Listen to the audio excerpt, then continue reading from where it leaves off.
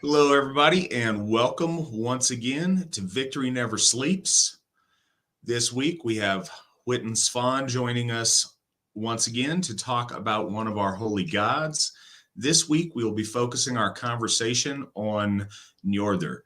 And this is the most recent of our gods that we have dedicated a temple to. And so we're going to have a little bit of that to talk about tonight. And then going from here are all gods that are waiting on their temples. And we're going to try to get to those as quickly as we can to make those reality. But yeah, thinking if there's anything top of the program we need to talk about tonight.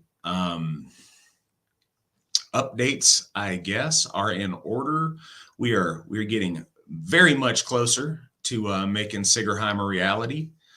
I'm very excited about that. We got a lot of exciting things going on trying to make that happen. Got just over 17.5% of the down payment taken care of as far as y'all's generous donations.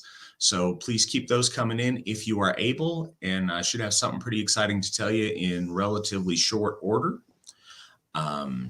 And we are also continuing and doing very well on paying off Njörðr, which will be our first or our, whatever step we're on acquiring Frey's Hof next.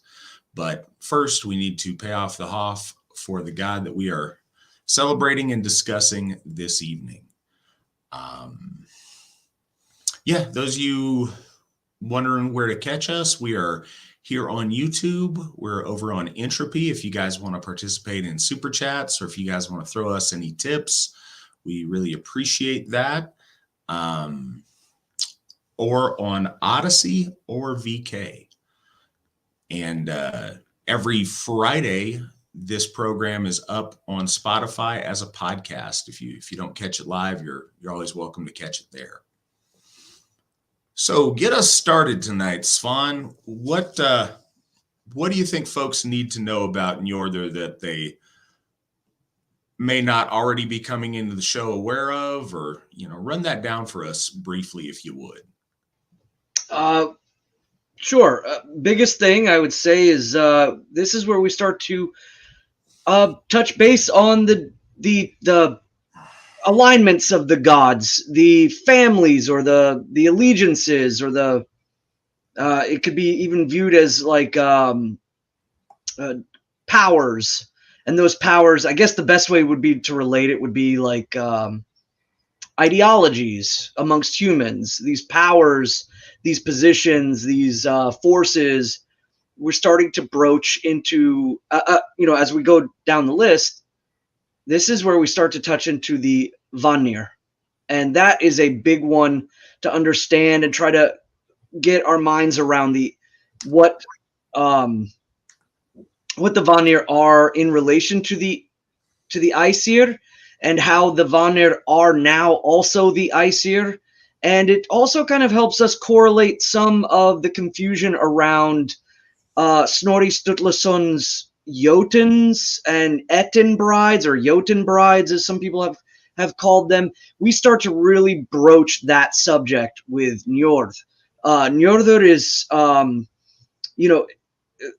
not really seen, or correction, not very mentioned by name in continental Germania before the Nordic periods, but is after. And what we see is a linguistic connection almost immediately with nerthis and Njörðr. And there is some hints and things in the late Nordic period of a feminine, the wife of Njörth is mentioned. So the correlation of understanding that the twin divinities, the idea of the Lord and Lady, the masculine, feminine, is deeply Vanic in its corpus, in its flow. But understanding that the differences between the Vanic and the Aesir were necessary and purposeful and required. I think one of the biggest precepts that Asatru makes poignantly known, that differentiates it somewhat from other, say, like just European or European paganism or something of that nature, is the idea of the Aesir and the Vanir and this conflict coming into alignment and what that means, as opposed to just having the gods fight the primordial powers. They also fight a third party, and then they align with them. So that's the first time, I think, when we talk about Njörð, you know, the bounty of peace and the truce between heaven and earth, I think, is really a broad kind of understanding of where I think I wanted to kind of go tonight. So, yeah. No, that's fantastic, and I think it sets the stage really nicely for tonight's discussion. In the meantime, while you were speaking, we got a question, and we also got a $50 donation from Roland Blake. This is not his first substantial donation, and it is much, much appreciated. With folks like you, we'll be able to make this happen in no time. We're very excited and very appreciative. We have a question from Sarah, accompanied by $5. Thank you so much, Sarah. Nick, can you put up the picture of Njörðr's mural so that we can discuss a feature of it? All right. Oh, never mind. All right. Disregard. First, no, keep it up there. It's cool. But so some of you that may not know, one of the cool things and different things about Njörðr's, especially in the mural space, is the way the walls are there. There's this feature that you're looking at right now that's flat on the main wall, but it also has two, and I realize the hand gestures I'm making are off the screen now, so that's kind of dumb. Anyways, it's got two walls that go off at an angle. So this mural actually is a three-paneled mural. And the question for any of you who have seen it is Witan Svan. There we go. Svan's clearing it up for me. Witan Svan, who is the female in the forest in the Njörðr's mural? Yeah, that again, that's kind of what I just briefly touched on, was the Vannic traditions, the one of the deep intrinsic things that happened from continental Germania all the way to the Nordic period is the procession of either a boat or a wain. And a wain is a wagon, or where, in essence, the Vanir get their namesake from. And so the connection between Germanic religiosity of our ancestors and Nordic religiosity of our ancestors, or orthopraxy, that they were conducting, is seen in both, which is very rare. You don't usually see a deep connectivity between the two, but you do in the form of processions with wains and boats. And this really ties in with Tacitus's accounts of worshiping Nerthis, and he also makes an account about Isis, but I think that by that time the Roman Empire was pulling in foreign religions pretty regularly, and he was a product of his time. He was associating the cult of Isis in Rome with what the Germanics were doing, even though the Germanics weren't pulling any foreign religion in. So there was just some similarities, and he was trying to connect that. So that image of the woman or the maiden or the lady is Nerthis, or as she's known in Tacitus's Germania, though she may be known amongst the Nords as Njörðr, because it is mentioned in Lokasana, which I don't. Again, there's a lot of stuff to digest about that poem in and of itself, and about its purpose and who wrote it and what time it was written. It is mentioned that Njörth has a sister or a female counterpart named Njörn. And so there's speculation that Nerthis formed into Njörn, or may have even shifted into like Nertha or Ertha, and eventually into Njörð. And so thus there's Njörð and Njörth. So some people speculate that Njörð, even though she's mentioned as a Jotun by Snorri, is really nerthis of the continental Germania, and that the linguistics was the thing that really kind of evolutionized that. She's wearing a braided dress from the Bronze Age, and that I wanted to connect. They had found braided dresses in Danish and northern German bogs, in which they were like a hemp rope that was braided down both in a chest piece and in a kind of like a skirt, a fairly short skirt with a golden or bronze belt buckle. So, and these are attested and found. So I thought that would be fitting to place that imagery upon her. And of course, to the veil, because in Tacitus's accounts, he says that the godstead that was being carried around was veiled, so that her face was not seen. And so, and again, this has attestments to the idea of the name nerthis and of Njörð, meaning or having reference to the same like linguistic roots as nether, to be underneath or beneath something like water or the earth or both, as you would in a marsh or a spring. So the connections to that being that which is hidden underneath. And so that's the reason why I gave her a floral wreath around her head and a veil. She's wearing a Bronze Age braid, and she is hidden in the trees because of Tacitus's references that the priesthood, they kept the wain on a special island, and it was completely separated and shown away. It is mentioned that Tacitus said that there were war slaves or people that were indentured because of capture or whatever, and they were brought around. They carried the wain around, and then when they went to the island, now he was either told, or I mean, it's most likely he did not see this, but he was told that when they go there, they were sacrificed along with this. And there's not 100% on that. I would say that the biggest thing is we know that there were bog sacrifices, but Tacitus also makes point that the bog sacrifices weren't always good. They were based on societal things that were seen as unnatural, unseemly, dishonorable, or non-moral. They were, or actually anti-moral, and they would commit a lot of those people to the bogs.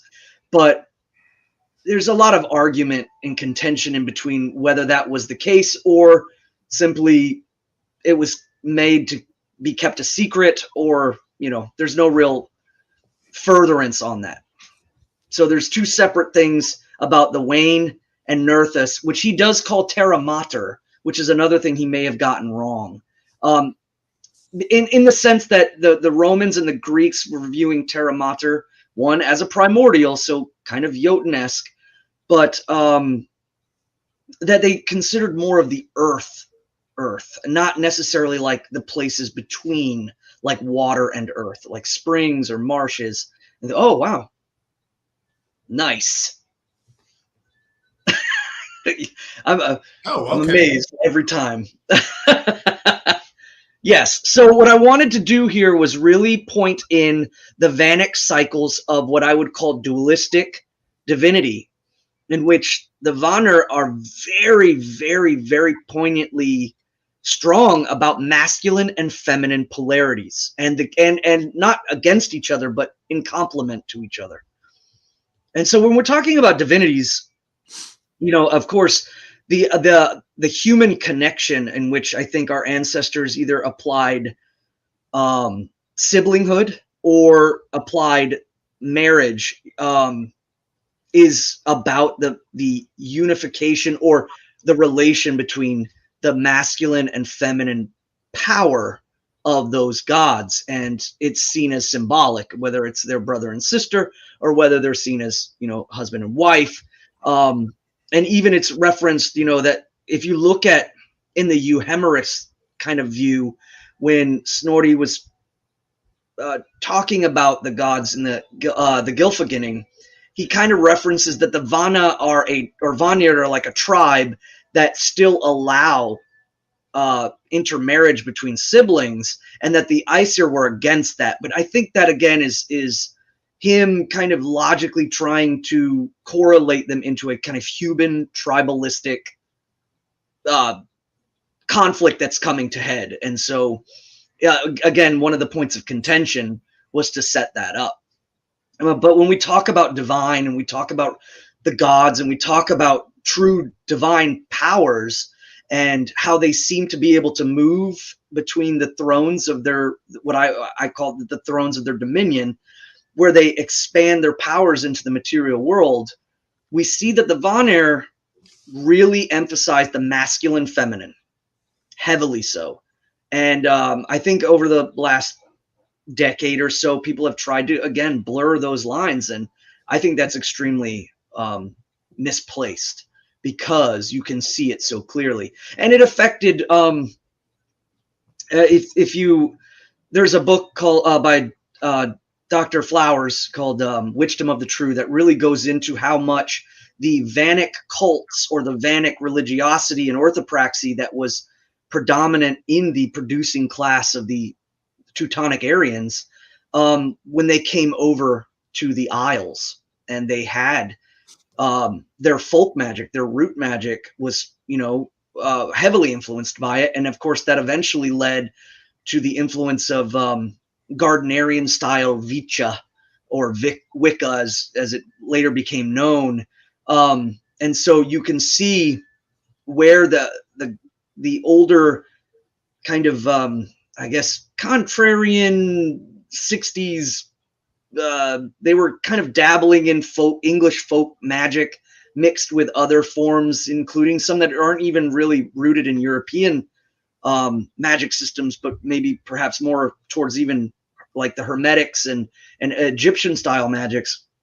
They were pulling the Lord and the Lady from the polarity dynamics of the Vanic cults. And so that's a great book to look in if you really want to kind of delve into the relationships and how they move forward. But yes, so to answer your question, that's nerthis.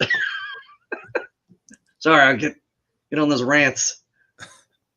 No, that's those rants are welcome in the first couple of hours. Come a little bit less so in hour in the latter end. Hour 5. Hurry up. No, but that was a meaty one, and I think it was really, really important. And I think we noticed of her comments over in the side chat. I think people really appreciate those kind of those kind of tangents on points that are very relevant to our worship and what we do. So Ali asks, Njörðr is chosen by Skathi for his perfectly shaped feet. Do you feel that the feet in the mural are the best you've ever painted?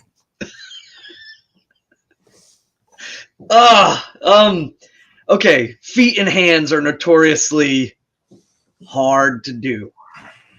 And especially transitioning between tanned, like sun-kissed skin to a paler shade, and trying to make it not look like, like a tanning bed or spray or something. It was very, very hard to kind of transition down in there. I think they might be the only feet I've ever painted. That's why I was laughing. Very, very hard.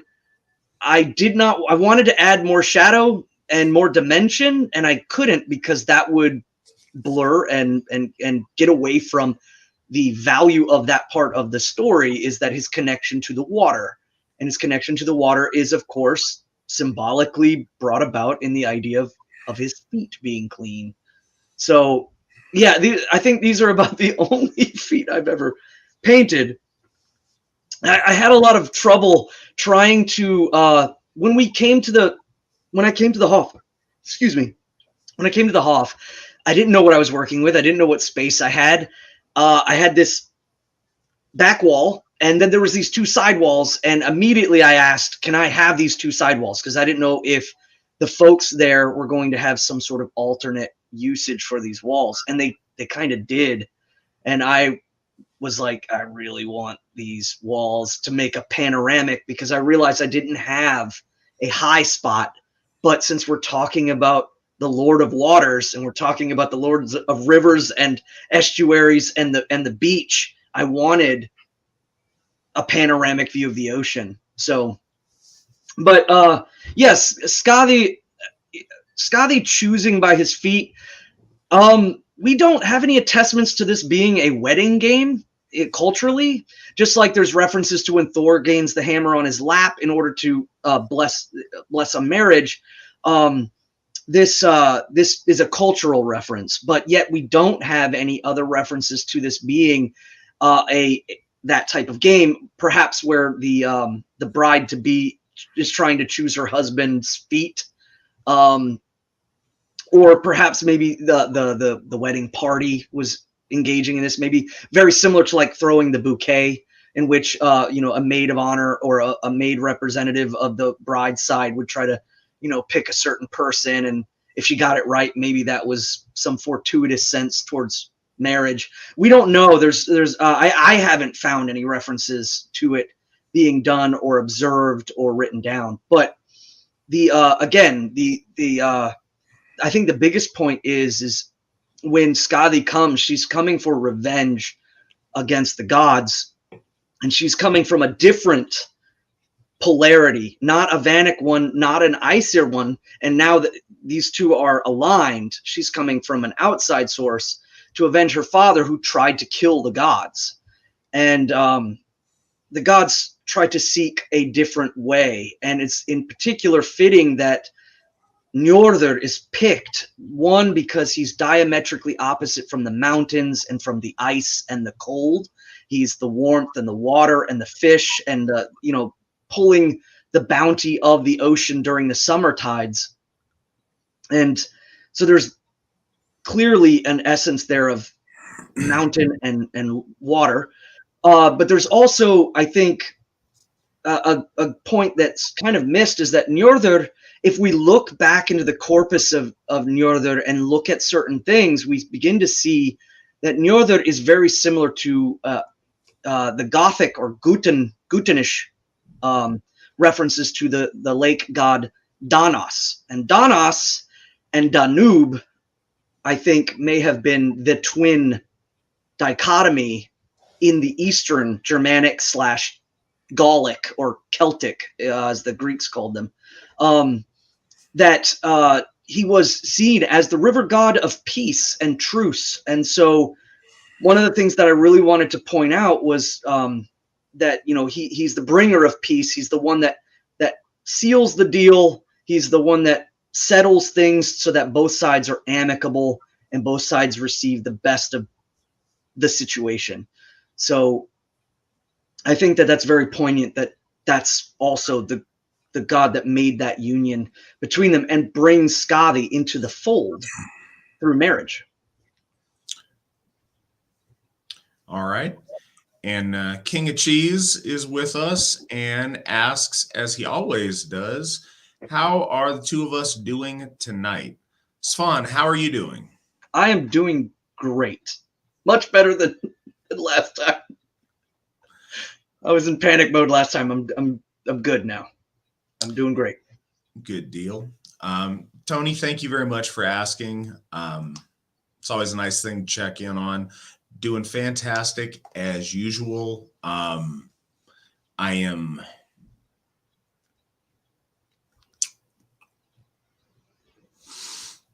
so late. I'm trying to think of still certainly positive. I am, because of a lot of events going on the side that, depending on how they turn out, I'll talk to you all about very soon. I'm ecstatic, quite literally. I'm really overcome mentally with inspiration about some things and with excitement about some things about our future. So hopefully in the coming weeks, I'll have some good stuff to tell you, but I'm so much so that I'm having trouble sleeping. Like I'm really, my head is in a really specific place right now, and a very good place about some things. So I'm in kind of a literally a weird spot right now mentally, but it's all good and it's all to the positive. It's stuff I'm very excited about. So we should have some really cool things coming up here in the coming weeks, months, and years. Next, Finn asked, didn't the marriage between Njörð and Skathi fail? Yes, absolutely. You're correct. And Svan's probably got some theories on, I don't know, some of the larger relevance of that. Well, when we talk about the failure, or I think what it's worth noting is that, one, there's no mention of a casting out, but more or less, I think it represents the resetting of a cycle, because I believe that the marriage, again, and in the way that we speak, these cosmic powers are intertwining with them, with each other, with reason, purpose, and to show cycles and cyclic dominions, powers that they preside over. And so one thought that I've really kind of felt was important to make was the idea of the mountain to the sea transference, the ability and for both to share, one going up, one coming down. I think that this is a cycle, showing the cycle or understanding of the cycle. And perhaps I'm not one to say that our ancestors didn't know these things, but that perhaps it was a hidden cycle that was, as the stories come to us, we have to remember that the stories are not the gods. The gods are in the stories. And so, and the stories come from them ultimately. Now they have, inflections and have changed, but it's not that you see the gods through the stories, that the gods have influenced the stories and know the nature of where they're going to roll out. And so as they roll out, because they understand these things, because they're gods, this painting of a cycle, this painting of the water or the ice or ice flows, glacier flows, coming down, creating rivers, coming to the oceans, creating estuaries, creating lagoons and things of that nature, and then seeing the rain and the storm coming off the waters and going up to the mountains, I think is a really deep and poignant place to understand. There's no reference to Skathi being cast out, or that to be, ended, but in a remark that it didn't work out between them. But there was even, it's kind of left with a dot at the end of it. And I think that this kind of correlates to the idea of a cycle happening and breaking. And again, we see conflict, resolution, disbursement, conflict, resolution, disbursement. And these cycles are very important, I think, in a lot of Aryan stories, in especially in Teutonic ones. So. All right. So Nick has a question also about the mural. He said, okay, so we know Nerthis was the one, or was on the right side of the mural in the back. Then who are the two blondes in white up front on that side? Well, that was a request. Can you throw that back up, the picture back up?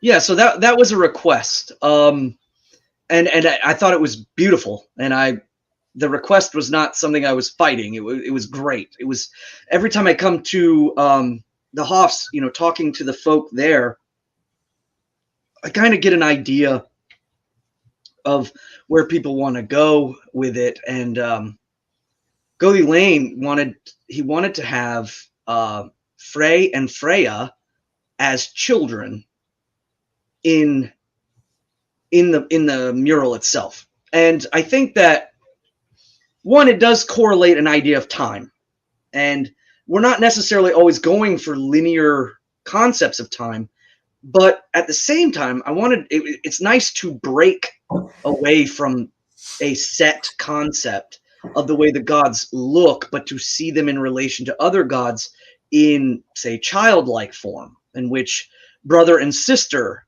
are playing on the beach, and each of them having, again, correlative senses. Frey is standing on a wagon, and the wagon is untethered, and so it's not quite in position of movement. It hasn't been attained yet.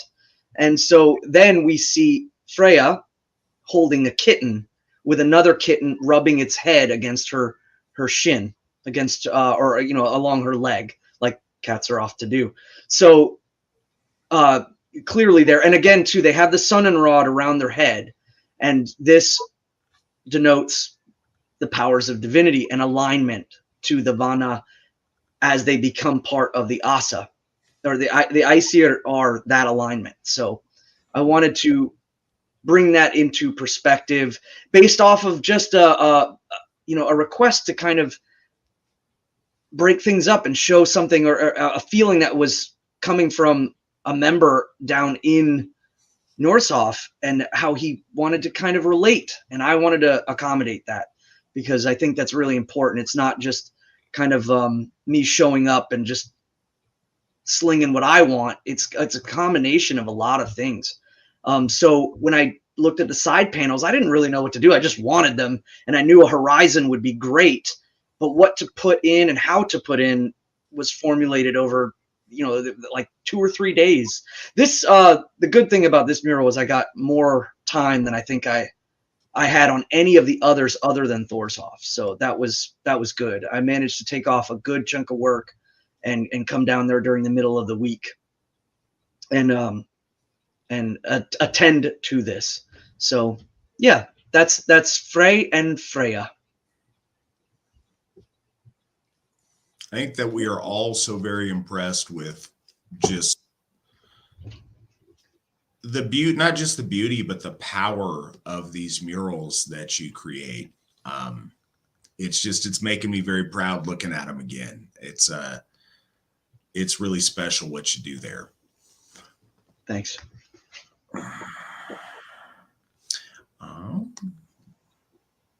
So also from Nick, so I'm guessing now that on the other side it's Skathi, but the goats, and he is guessing they're perhaps Thor's goats or some random goats. Okay, so that one was kind of fun, and that's brought about a lot of questions, but really it's not too deep or esoteric in a way, as opposed. So there's references, of course, to the howling of wolves, that when Njörðr lives in Thrymheim with Skathi, is part of the mutualism. He can't stand the baying of the wolves just as much as she can't stand the crowing of the seagulls, or I don't know, the bleating, or I don't even know what it would be of the seagulls.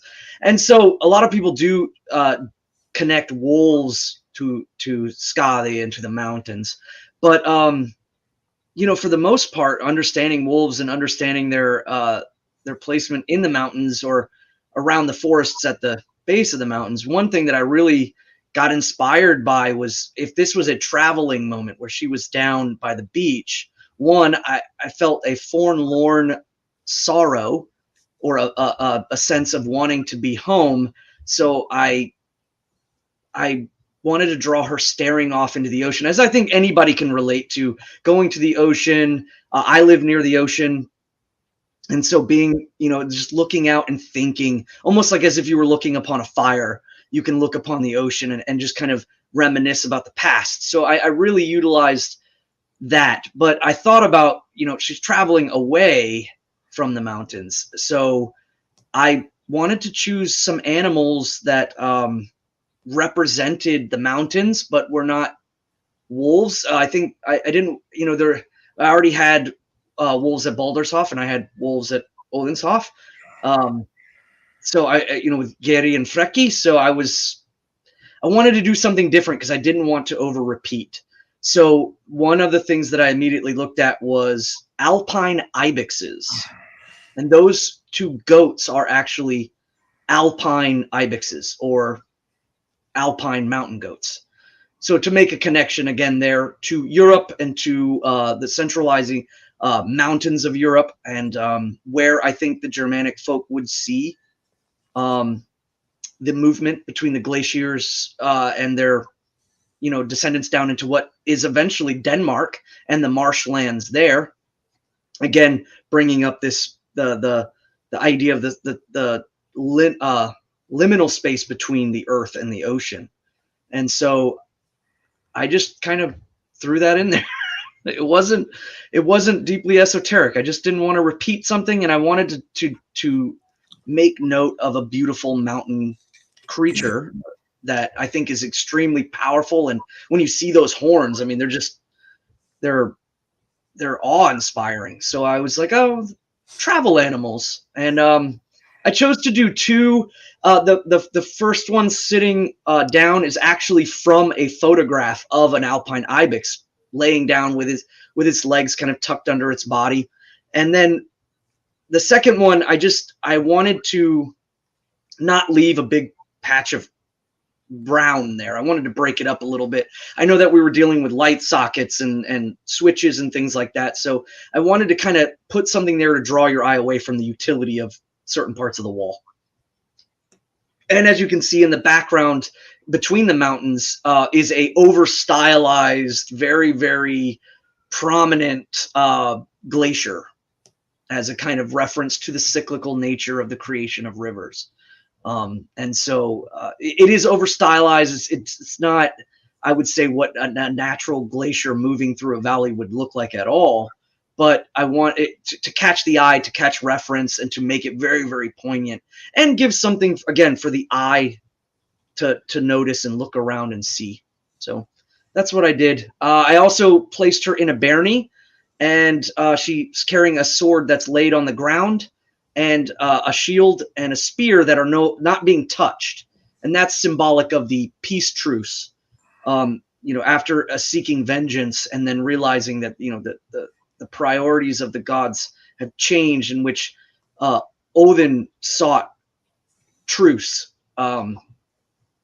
instead of more bloodshed, as it already had happened with her father. So there's so much packed into the murals, and I like that you're getting an opportunity to explain those to folks. We got another question. Hi, just wondering what is your thoughts on Lithuanian paganism? How does it differ from Norse paganism? Lithuanians were the last pagans in Europe. Svan, what are your thoughts on Lithuanian paganism? Well, I really think it is that stepping stone. You can see the connectivity between the Rodanovi, like Slavic, which is highly it has denominations within itself. There's Western Slavic, Eastern Slavic, Northern Slavic, Southern Slavic, and Latvians are kind of, and the Baltic Slavs are brought into this. But again, at the same time, the Lithuanians speak a language that is very, very close to Indo-European structure. It's I would say even closer in relation to like Gutenish or Gothic, Eastern Germanic, mixed with a little bit of Slavic, Rus, throughout time. But as far as like the connectivity between them, you can really see certain things where they kind of go more heavy Slavic, or they go more heavy Nordic, and those connections between them, seeing the striker, again, always having the Trinity. They always have the tripartite, and seeing certain things like the way that the thrones for them and the way that they relate to them is different than Nordic, very, very different. I would say, where you see a dichotomy between catalytic tripartite and stasis, and dynamicism, the difference between catalytic and dynamic, where they have veles, and I'm probably because there's so many different Slavic like variations of the names, and I'm probably butchering them, but between like say Veles and Perkale or Perkonos or Perun, and this kind of antithesis between them. And it does reflect a little bit in the Nordic stories where we see the story of Halbarth and Thor having this kind of interaction. And I've often wondered if that was an influence and which direction that might have come from, if it was an influence at all. But I do see some of that. And so I think that one of the major differences is the way the Nordic folk viewed the tripartite and how dynamicism was more important to them, and that the stasis and catalytic thrones were seen as less important, or maybe switched around. But by Snorri's time, the dynamic throne was highly highlighted. Whereas when we see like the Lithuanians, we see it very different, where the stasis is seen as the high and kind of untouched, unmoving, observing station of Svaura or Dievs, I believe, is the Lithuanian stasis throne, and we see Veles and Perun and their correlations together. So I see a lot of differences, but I also see some similarities, and I've often pondered whether or not they influenced each other, because the Nords and the Baltic people, the Pomerania people, or the what would eventually become the Prussians and Poles, and their movements around the Baltic, and how all of those people were kind of interacting with each other through maritime movements, especially during the summer. So I don't know. I see a lot of similarities, but some very, very stark differences as well. I certainly think that Lithuanian paganism is relevant and akin to our paganism. I certainly, think the connection is there, and I think that the tales of the divine are there, interpreted in a different way through a different cultural lens, but still very, very relevant. But the point that you brought up at the end is what fascinates me about Lithuanian paganism, is the fact that they were the last group of practicing pagans to be converted. It lingered there for over 500 years longer than it did in Scandinavia. So it's that in and of itself is very interesting, because that and Baltic paganism and things in that area coexisting with powerful Christian kingdoms to either side of them for a very long time, I find that fascinating. Whereas other places, it was a very quick changeover. That wasn't the case there. And I think that's really interesting. And I think that's one of the reasons that you see the paganism in that area being as resurgent as it is today. And I think that it's often, from what I see today, resurgent in archaic forms, but resurgent nonetheless. And I think that's beautiful to see. Tony asks, I was planning on saving this question for the Frey episode, but I'll ask it here. I've recently made the decision to make a dedication to Frey, and I'm working on developing a good relationship with him so that he may help me with an issue that I'd rather keep private. How do I keep from committing monotheism while keeping to my dedication to Frey? What are your thoughts, Svan? Yeah, I think that it's important to understand that full trui or troth to an Aesir or an Aus or an Ausinir is, I think, it's clearly seen. We see it remarked upon in the past. But I also think that, again, it was about the gods and how they interacted with the folk at the time. I think that it's also important from the folk to the gods. As you said, you have a need, and that need or desire is another motivating factor to build these connectivities. I think it's first really just important to know that having trough in one direction is fine, as long as it's not singularly and all other things drop off, because you cannot spurn the forest for one tree. And so as long as you understand that, and understand that the being as we are polytheists that are hard polytheists, and understanding that these powers interact with each other in a like an ecosystem, or in a balancing the forces and powers and things that are all nexusing together in the material. As long as you hold that in your mind, and don't, I think, don't lose that. Having devotion or particular, friendship or desire to a specific house or a specific house in Njörð, I think is totally okay. I've never had an issue with that as a pathway in our faith. And I think it's also important to know that it changes as we grow older. Sometimes we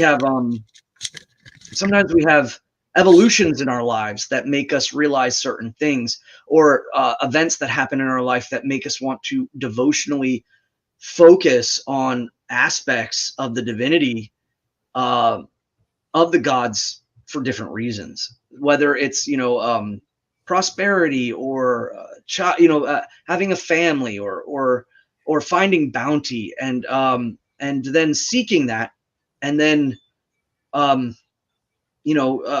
if you're blessed by the gods in this way, then giving devotional thanks back for out of that necessity. I would say just be careful. Don't overly ask, but seek and understanding the power and dominion that they have. It's like a sailor finding a tide. It's finding a current in the ocean, and knowing that this current's going to get you where you need to go. It's going to make you intimate with that current. You're going to learn. There could be ups and downs. There could be follies and things and decisions that you make that could affect things during that movement and tide with that power.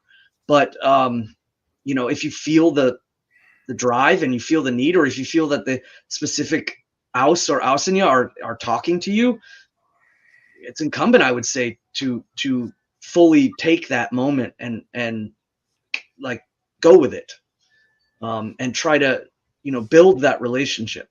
And I think that's a lot of the relationships that Asatru have with the gods as they grow older. And I think some other religious concept, I guess, like polytheistic light, or if we're talking about some other things, when they talk about the gods in transition as a as a hunter and a husband, and then a chieftain, or as a maiden and a mother, and then an elder mother, these are kind of the same thing. It's about the necessity, or the tide, or the current that you might run into in certain parts of your life. It's not the gods changing their form, it's you, and how the gods can kind of apply to you at different times in your life, and based off of need or desire, or just overall spiritual evolution. Yeah, I think it's an interesting question that you ask, and I don't think it's a question that would have been a big deal to our ancestors. I think it is a big deal to us to ask, because monotheism is so prevalent in the world that we live in. One of the ideas, or I guess the core concepts behind Asatru, is troth to the Aegir. That's the reason that the AFA calls what we do Asatru and not Odinism. Colloquially, it is Odinism, it's the same thing. But linguistically, the difference is we are loyal to the tribe of the Aegir. The tribe of the Aegir is headed up by the All-Father Odin. But there doesn't have to be a competition or a disparity between showing worship to many of our gods. It's one of the core values of polytheism. You can be a Frey's man and still honor the gods, all of the other gods appropriately, and still build appropriate relations to them, with him having a place of precedence or having a special relationship that way. It's not mutually exclusive. Our gods are on the same team. There is a hierarchy amongst our gods, but one of the things about our gods that I think is a misunderstanding, our gods are noble and are not petty. It's interesting that the Christians would look at our gods as being savage and imperfect, yet they claim perfection for theirs, but they describe theirs all the time as being extremely petty and extremely jealous of any attention to anything but him. Our gods don't function that way. I think our gods are big enough that Frey is not offended if you give honor to, for example, to his father, or to any of the other Aesir, or the people that, the personalities that he is in alignment and in unison with in his role as a god. So I don't think that there's a worry that Frey is going to be mad at you if you show worship to other gods as well, as long as they're Aesir. But what I think is more of a concern is that you simply will neglect that because there will be such a Freyr primacy in your mind. And by asking the question, you take the first step in not doing that.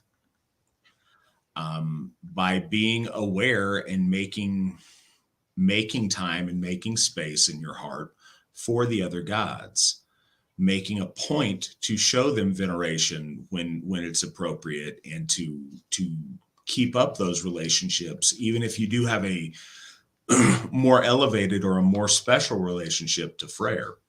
And I think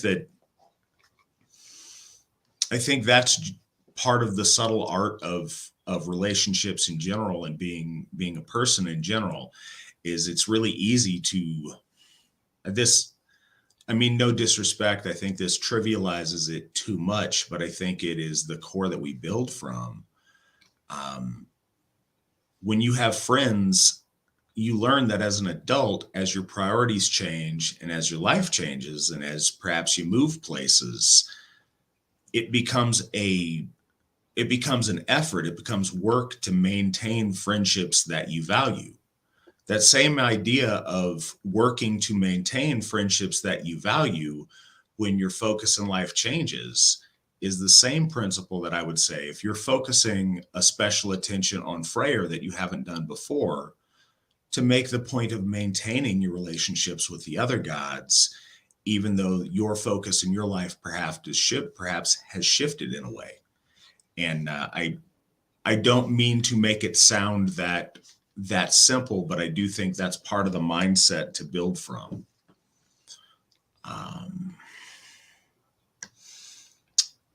Another question, a question from Finn. If Santa Claus is a pagan figure, do you think Krampus is a pagan figure too? And is he really evil or just misrepresented by Christians? What are your thoughts, Svan? This is kind of I don't know, this might be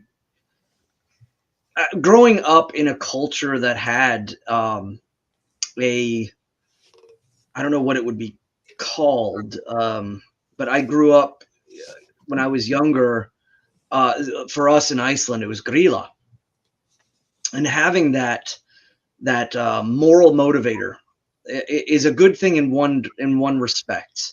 I think that the overall arching concept of the moral motivator is to be good, or bad things can happen or something of that nature. And then also too, there's the caveat a lot of times that the moral motivator can be defeated by the children through good behavior. So there is a concept of moralism that I think is genuinely good. And I don't think that that's entirely a Christian thing. I think that, whether we look at the land spirits or the individual whites of those cultures, and what they consider, if we're looking again as a mountain spirit and clearly having horns like an ibex, when you talk about Krampus in specifics and how influential he is in southern Germany, you can see a lot of things going on there, but there's clearly some transmutation of that spirit into a sinister and devilish and dark sense, and again, overemphasizing the moral, the opponent of to maintain moralism and to defeat the scarier and more threatening, the more the reward is to fight against. But yeah, there's certainly, I would say, some Christianization of that, and I think that there needed to be in order for it to survive as a tradition amongst the populace as the church became more dominant. As far as the usage of it, it seems to be more prevalent after Christianization, or at least it was remarked more. So again, that's why it could be a product of the Christianization of native folk things, or it just became more aggressive and more antagonistic with the concepts of shifting from Christianity, where they see your soul is in balance between good and evil, which comes from the groundwork that was laid in the Middle East. Whereas I would say for the Teutonic Aryans and the Gaulish Aryans, the idea between tribe and chaos, or order and the centralism to that which is outside, that is chaos and things that needed to be battled. There seems to be something's happening there where I see a lot of this, and in the Yule traditions that we do here at my house, and I don't necessarily have like this moral adjudicant. We call the Yule elf that he despises miserliness amongst the children, and so that if he doesn't have a giving heart during the time of Yule, when the folk are in most need, that he punishes the children by giving them charred wood or charcoal. And so I see too that there seems to be, the farther back we go, there seems to be that the giving of good and bad was placed upon the Yule spirit. And then over time, it diverged into having this saintly figure with this kind of either a demonic figure or kind of a clownish figure, or kind of like the Icelanders they just hit full press on the diesel and went for like a troll flesh-eating witch. So it seems to come about, I think, a lot more after Christianization.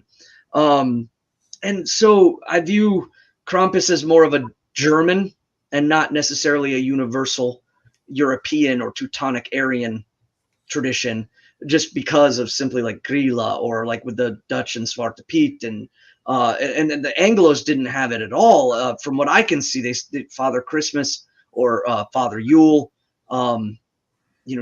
was perfectly capable of being someone you didn't cross, because he could be just as mean as he could be giving. And so, take that for what you will with that. That's my take on Krampus and the overall Yule antagonists. Yeah, I was just going to ask what you thought as far as connections between Krampus and Chocolate Pete. Yeah, Zwarte Piet. I think the biggest thing there is there's an emphasis on the coal, on the idea of charcoal or coal, and coal boxes and peat houses, and the idea that in reference to the sootiness and to the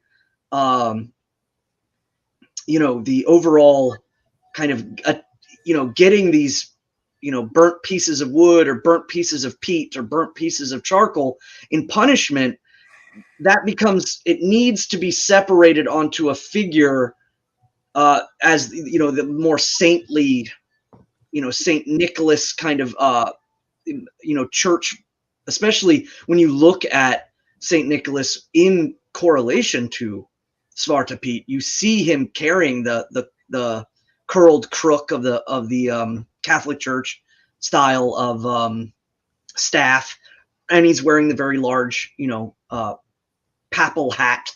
And so you have this dichotomy, but yet Svartapete's not necessarily seen as a nefarious figure, but more like a trickster. And so, whereas, you look at Krampus in the Alpines, he's, stealing children and beating them with reeds, and then, as in the same light as like with Grilla, capturing the children and placing them in bags.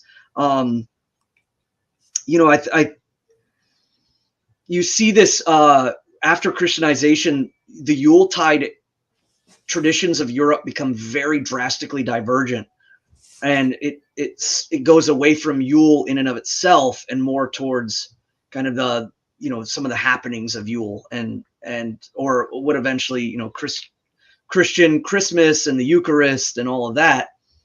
You see a lot more emphasis, and so things get kind of very scattered amongst the folk after that. So yeah, I know that Svartapete in Holland and Belgium and in the land of the Frisians where they once reigned, that's been a hot topic because of his like blackface caricature, and that failing, I think, on a lot of people's parts to realize that his idea of him being the white in the coal house or the white in the peat like house that was being dried for fire. And so again, there's always correlations to a fireplace. There's always correlations to the burning of wood in a sacred place and an inglenook or something of that nature. So he's kind of placed there, and they're having a hard time trying to keep that. But it's also interesting to see like Svartapete dressed up in his like Vatican guard style clothing. If you look at the guards of the Vatican and you look at Svartapete, you notice there's the same style of clothing is coming about. And then when you look at the papal Catholic style dress of St. Nicholas amongst these people, you start to see that they're playing on other tropes there. So, hey.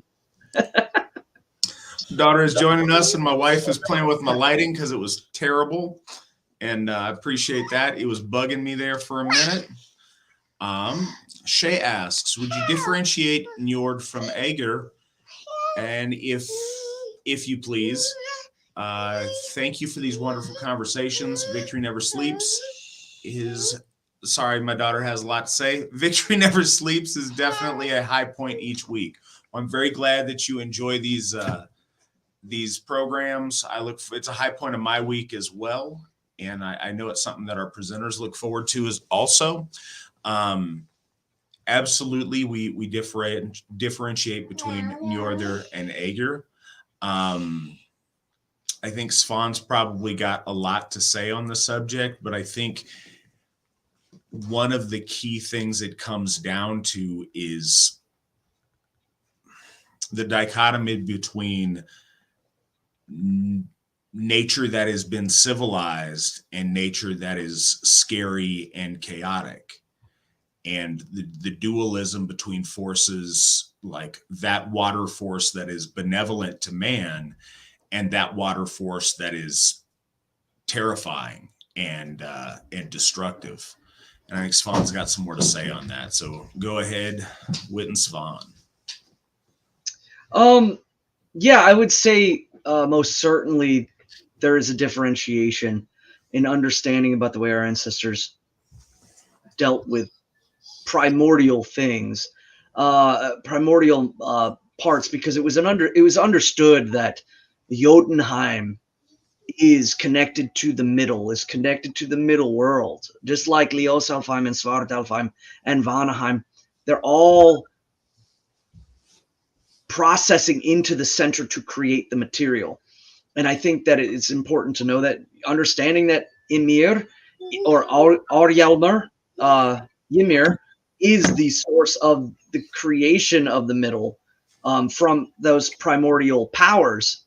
And Aegir represents that just at the threshold between where I think the Jotuns and their allegiances towards order or towards cosmic order and towards natural law, and understanding some of their placement in the middle is deeply represented in Aegir.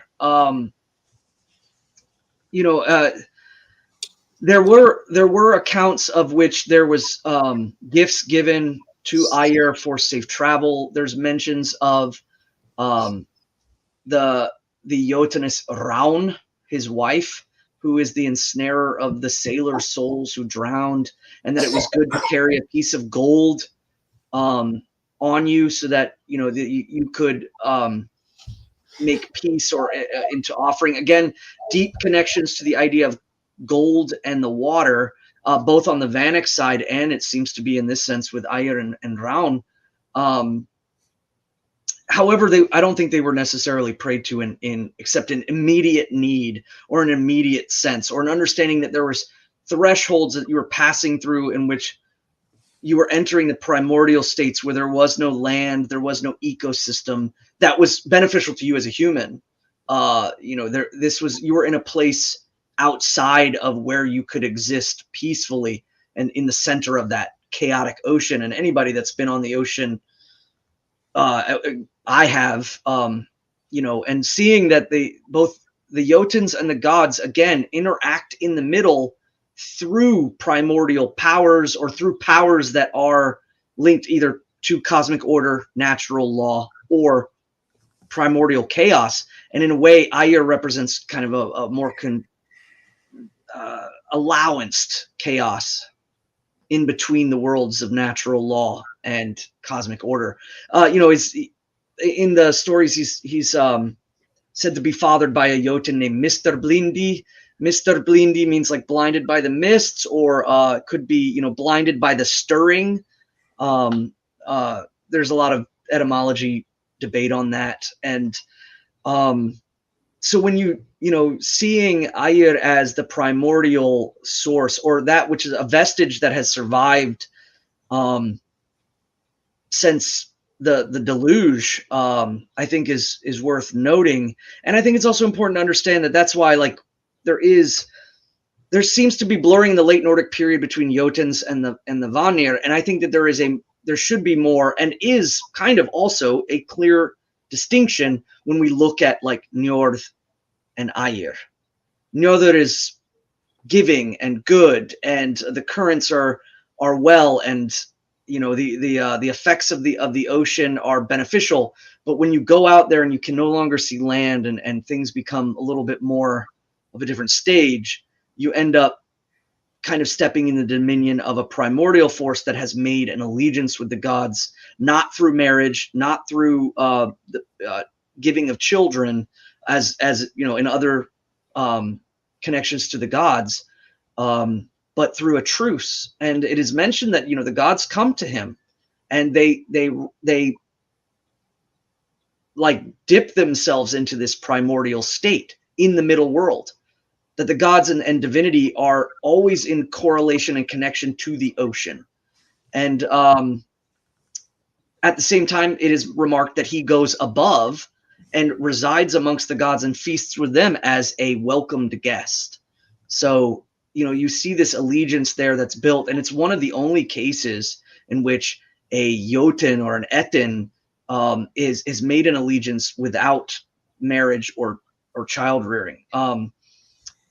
And of course, the entire story of the gaining of the cauldron to brew, again, may have deep correlations to current changes and sea level changes that I think the gods were trying to express to their children to understand, or perhaps to understand later in our times, or maybe even in the future, a better understanding. But Aegir is, it's worth noting that Aegir is loosely known amongst the Anglo-Saxons, and I think it was because of the Danes and the Norwegians coming in. There's no real mention of strictly a outer sea god, but the translations of Eor, which is Eogar amongst, I guess, would be the Anglo-Saxon reconstruction of it, has been kind of adopted and seen in connectivity there. I know that there was a brief talk about a mentioning of Oceanus, but I think that again might be a Roman influence in the British Isles, particularly in the south, before they receded back. Yeah, there's a lot of stuff about Aegir and Raun that are interesting, and I think really again with Njörð, and I knew that we were going to be broaching these subjects about the allegiances between these forces. Again, a triplicate of forces: cosmic order amongst the Aesir, natural law, and the alignment between those two that make them collectively one. And then you see primordial or chaotic forces that subdue themselves in order to complement the other two. And then again, there's a rejection on that side as well, in which they make themselves an antithesis or an antagonistic nature, as they are consumers and they want to break down the order that the other two have truced to maintain.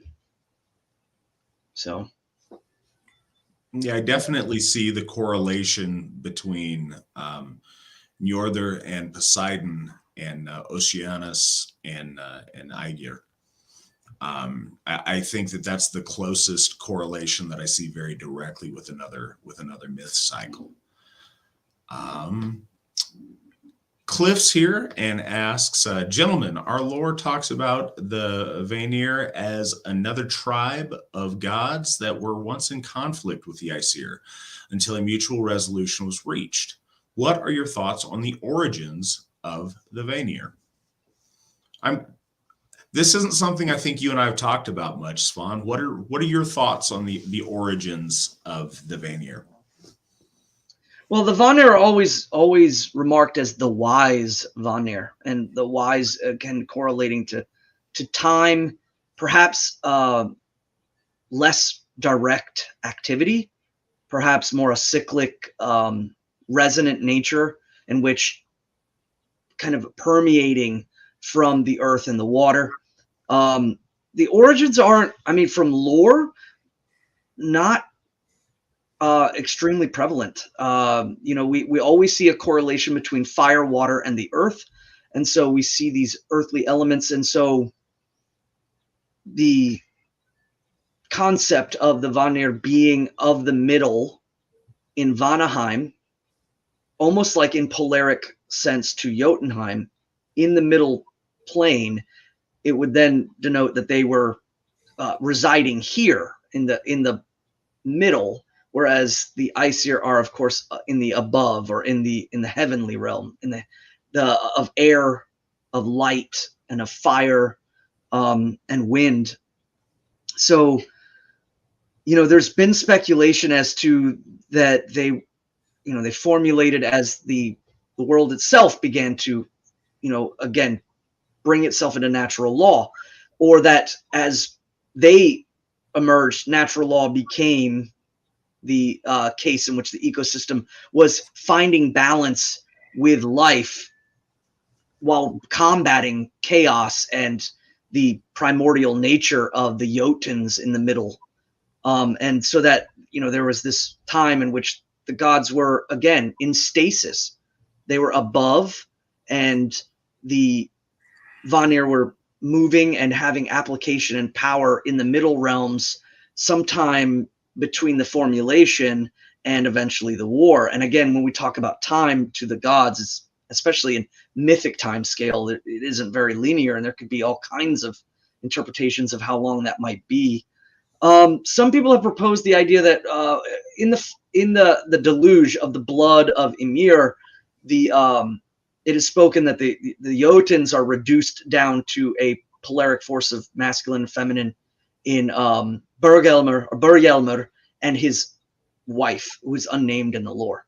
And some people have speculated that Audhumla, as Ymir is transformed, so is Audhumla. And Audhumla, bear in mind too, means the peaceful cow, the cow without horns.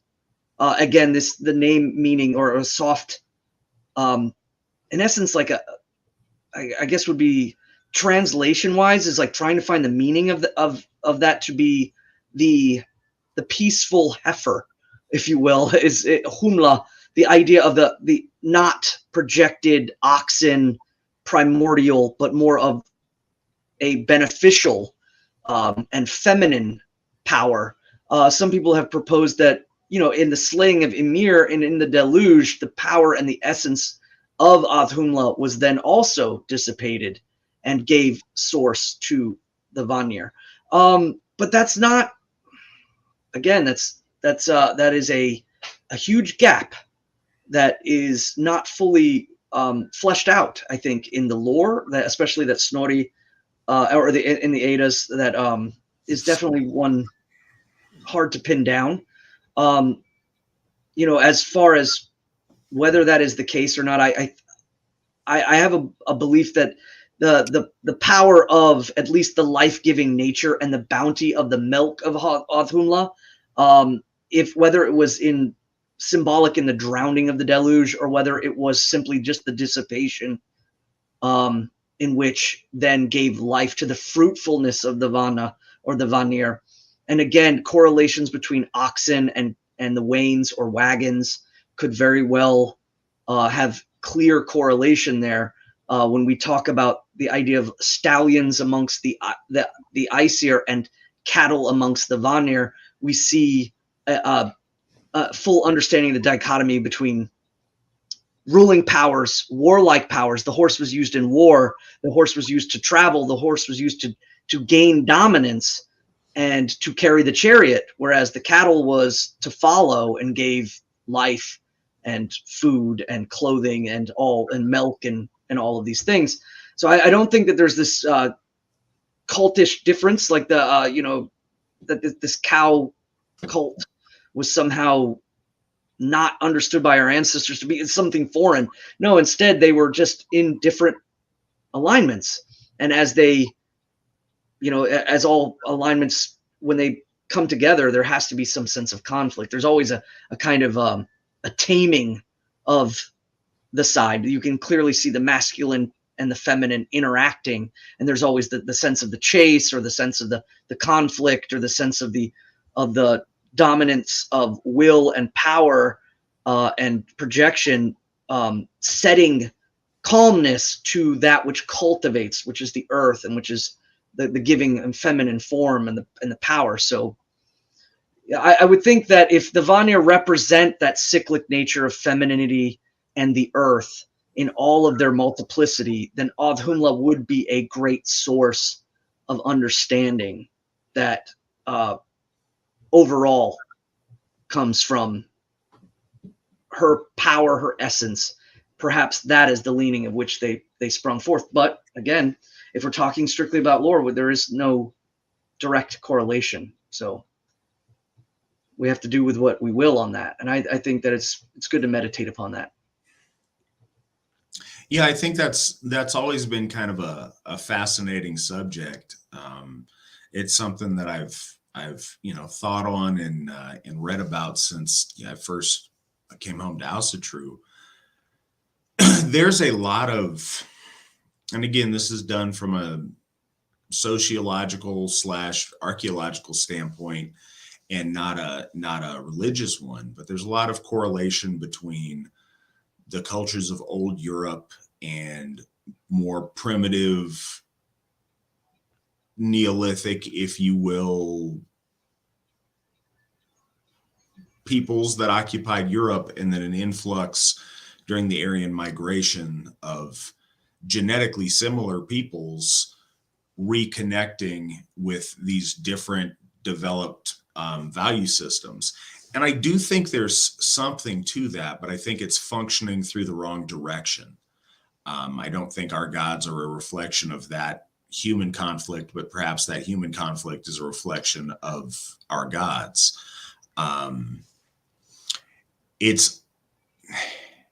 I think that what we do know to take from that is that the Vanir are old and wise, and old in a primal sense, old in an sense.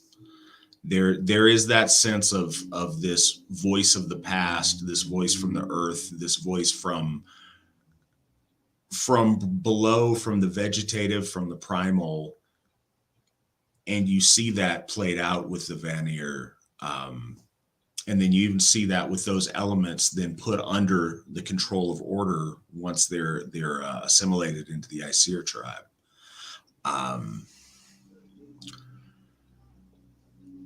But yeah, it's interesting. In our lore, it doesn't talk about that in the stories of Odin, Vili, and Ve shaping the world from Ymir, in the destruction of Ymir, and the building of the cosmos as we know it. That part is left obscure. And so were those gods around at that point? Were they around at some point later? It's hard to tell. One of the things that I think is an important juxtaposition, though, is the Vanir are a primal. It's hard because we spend so much time focusing on the astral, on the higher, on the forces of will and consciousness, which the Aesir are absolutely representative of, that it's easy to downplay the more chthonic or the more primal and primitive forces within us. And I think that without either of those components, our soul's incomplete and our consciousness is incomplete. Those primal lower forces, and lower in quotation mark forces, are absolutely important. But the key is, and you see this in our myths, you see it in Asatru, you also see it in various other understandings of alchemy and hermetics, that the higher the will, the ordered, the forces of consciousness have to be in the driver's seat. And when that relationship works like that, as you see with the reconciliation between the Aesir and the Vanir, the gods of consciousness and order won out over the more primal and chthonic forces, and then can exist in harmony with that headship being from the Aesir. And I think that bringing that force connected in that way is a key component to the soul of our people. And you see that. So whatever their specific origins in the course of our myth cycle, that coming together is absolutely a coming together of those primal currents, those, as Svan likes to talk about, natural law currents coming under the order and control of the astral, of the higher, of the will, of the consciousness. And by those powers combined, we're full people, and we can call upon those different parts of ourselves in a structured and ordered way, if that makes sense. And it's really good to point out what you just said about how humanity reflects the gods, because we are of them, we are from them, and so they don't reflect us. Perhaps we relate to them with the stories that we interchange with ourselves, but we do definitely reflect their powers in the way that we act, and the way that our society is built, the man, the woman, the husband, the wife, and how these things that work. And we know when we look at what works as our tribes, as our nations have moved, we understand that cosmic order and that natural law in conjunction and complementing each other do great things. Nations are born from this. And so, yeah, I think that is because we are reflecting the correct way of the gods.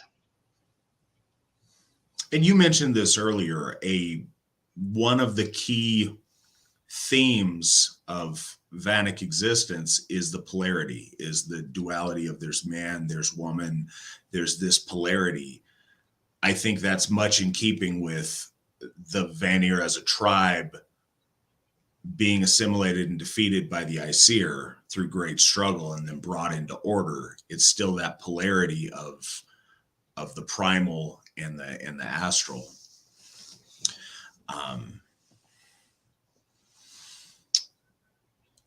Tony asks, I forget if I've asked before, so I'll ask again. What's the general opinion on East Aryan paganism, India and other Eastern territories? And is there a value in learning about it for us as more Western pagans? Um, Context is everything for that. Is there value in learning about it? Sure. There's value in learning about most things. I'll just say that generally. There's always value in learning about stuff. To discern what parts of it we have in common and what parts of it ought to be utilized in a better understanding of our faith, that often is very murky, because those folks who practice that faith not only are the countries they reside in, trying to think of the best wording here, but irreversibly mixed with other races of people in those areas, that with that admixture has brought in other forms of religion and other concepts that aren't related to our divinity. So it becomes really hard to decipher some of that, but it's certainly fascinating, and I do think it's important to look at. And I know that, in recent years, there's been an emphasis on, giving a reconsideration or a rethought to Zoroastrianism and to ancient Persian religion, not just which has always been common, is the relation to Hinduism, but the relation to Zoroastrianism. There's relatively newly a lot of emphasis has been put on it, and I do think it's really interesting. I think what's important to consider in both of those cases, modern Hinduism looks very, very little like the original concepts that it's drawn from. But I think if you go back to the Vedic period, there's a lot there to be drawn from that is ours, that we share, and that I think it's important. So I think that the older the Indian tradition, the more value it is to look into, and perhaps, modes of worship or how they conduct things as society industrialized is interesting to consider, as our paganism had died out during that period. So I think that's valuable. One thing that's really interesting when you consider Zoroastrianism is that's not the original Persian faith. That's a modification, or honestly, it's a reaction against the original Persian faith and the original Persian paganism. Now, I think that is really interesting to look at. Iran translates to land of the Aryans exactly as Ireland does on the far extremes of where our people traveled. And the Persians, one of their biggest sources of pride was talking about how they were Aryans. And that was such a big thing to them. And so I think that if you look back to their most ancient paganism, there's a lot to wonder about and to learn from there. But you will notice one of the differences between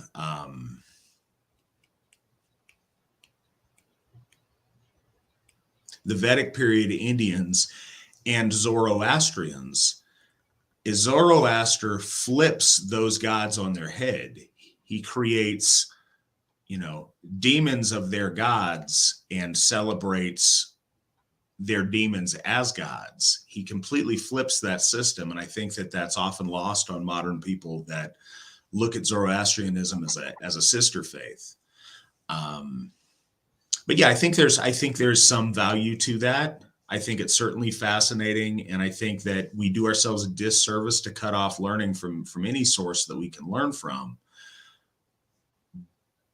But the best thing, I think, for that is to fill in holes that we have, or to approach filling in holes that we have, rather than in trying to reconstruct or compare the two and take points that we like from each. Taking ours as a whole system, and where there's gray area, where there's confusion, or where there's pieces that we find missing, then certainly looking to those sister interpretations of Aryan faith is a valuable tool. I just think it's a much more valuable tool looking towards, Eastern Europe or towards Celtic Europe or even towards Southern Europe than going as far afield with as diverse and different a people as modern Iranians and modern Indians. What are your thoughts on it, Svan? I'm going to paint just broad strokes, and because you covered a great amount of it, and it, what I would say too is, but big broad strokes is, if you were to look at our people as kind of like being the middle and northerly in territory, you find this kind of Finno-Ugric Siberian admixture of tribal faith, and we certainly can see influence up there from our ancestral core. It's the same with the lower half, and so what I would say is I generally try to break things up into 6 houses. You've got the Teutonic, which is, of course, I'm going to say first because that's where we are from and that's who we are. So I would say Teutonic, Gaulish or Celtic. I always say that because that's a Greek word, but Gaulish people, and the Slavs are like one of the three, the first 3 houses. And I say those 2 because they're so closely correlated with us. Southern Europe too, involving especially like with the Etruscans, as they called their gods Aesir. They called their gods were Aesir, and so I think that's very poignant to know. But when you look at the other 3 houses, we would look at like the Hellenic, and then we would look at Middle Eastern, and I say that because it could be Persian, it could be Hittite, it could be Luwian, admixture there, and then you go further east and you see the Vedic. So if you see the first 3 houses are more correlated to us as we are one of those. And then we start to see the bordering nation of the Aryan migrations and invasions in which they start to mix with whether it's the Semitic people or whether it's with the Dravidians or something of that nature. We start to see divergences there. And I certainly think that if we look at the cores of things, and then there's the big debate of whether or not, like, for instance, with how much of Buddhism is connected to the Brahmin class, and the Brahmin class, of course, connected to Vedic Aryanism, and I think that's all awesome to especially I lurk on a lot of those conversations that I run into because I don't have a huge stance, and I think it's important that if I'm not wise in it, and shut my mouth and listen and just kind of picture and digest what they're saying in correlation to my people.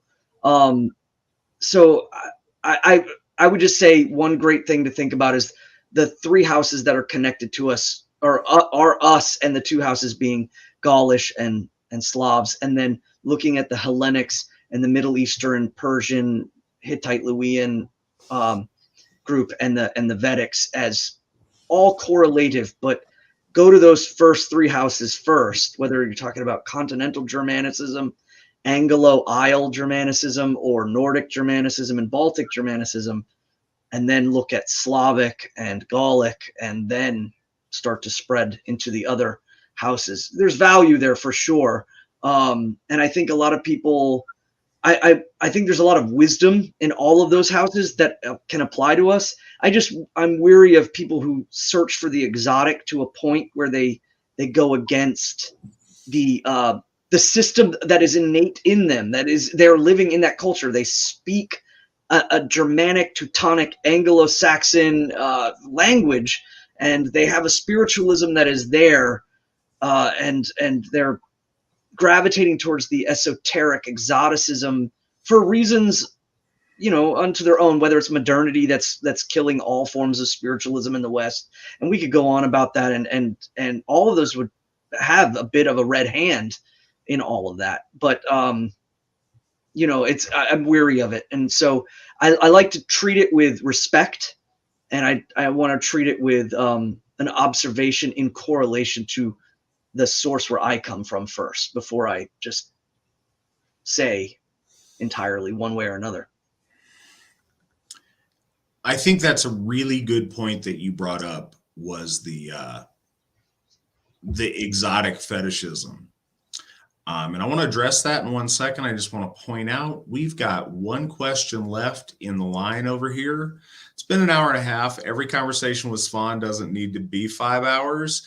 But if you guys got questions and things that you'd like to ask, please do throw in some questions. But if not, I'm going to rant about the exoticism thing for a second, and then we'll hit our last question. So if we get more questions by then, awesome. If not, it's been a really good discussion so far. We see the exotic fetishism, and I think that in itself is a form of escapism. Instead of fixing what we have and building what's ours, so often Westerners like to just reject what we have and try to find a life raft somewhere else or something else they can grab onto.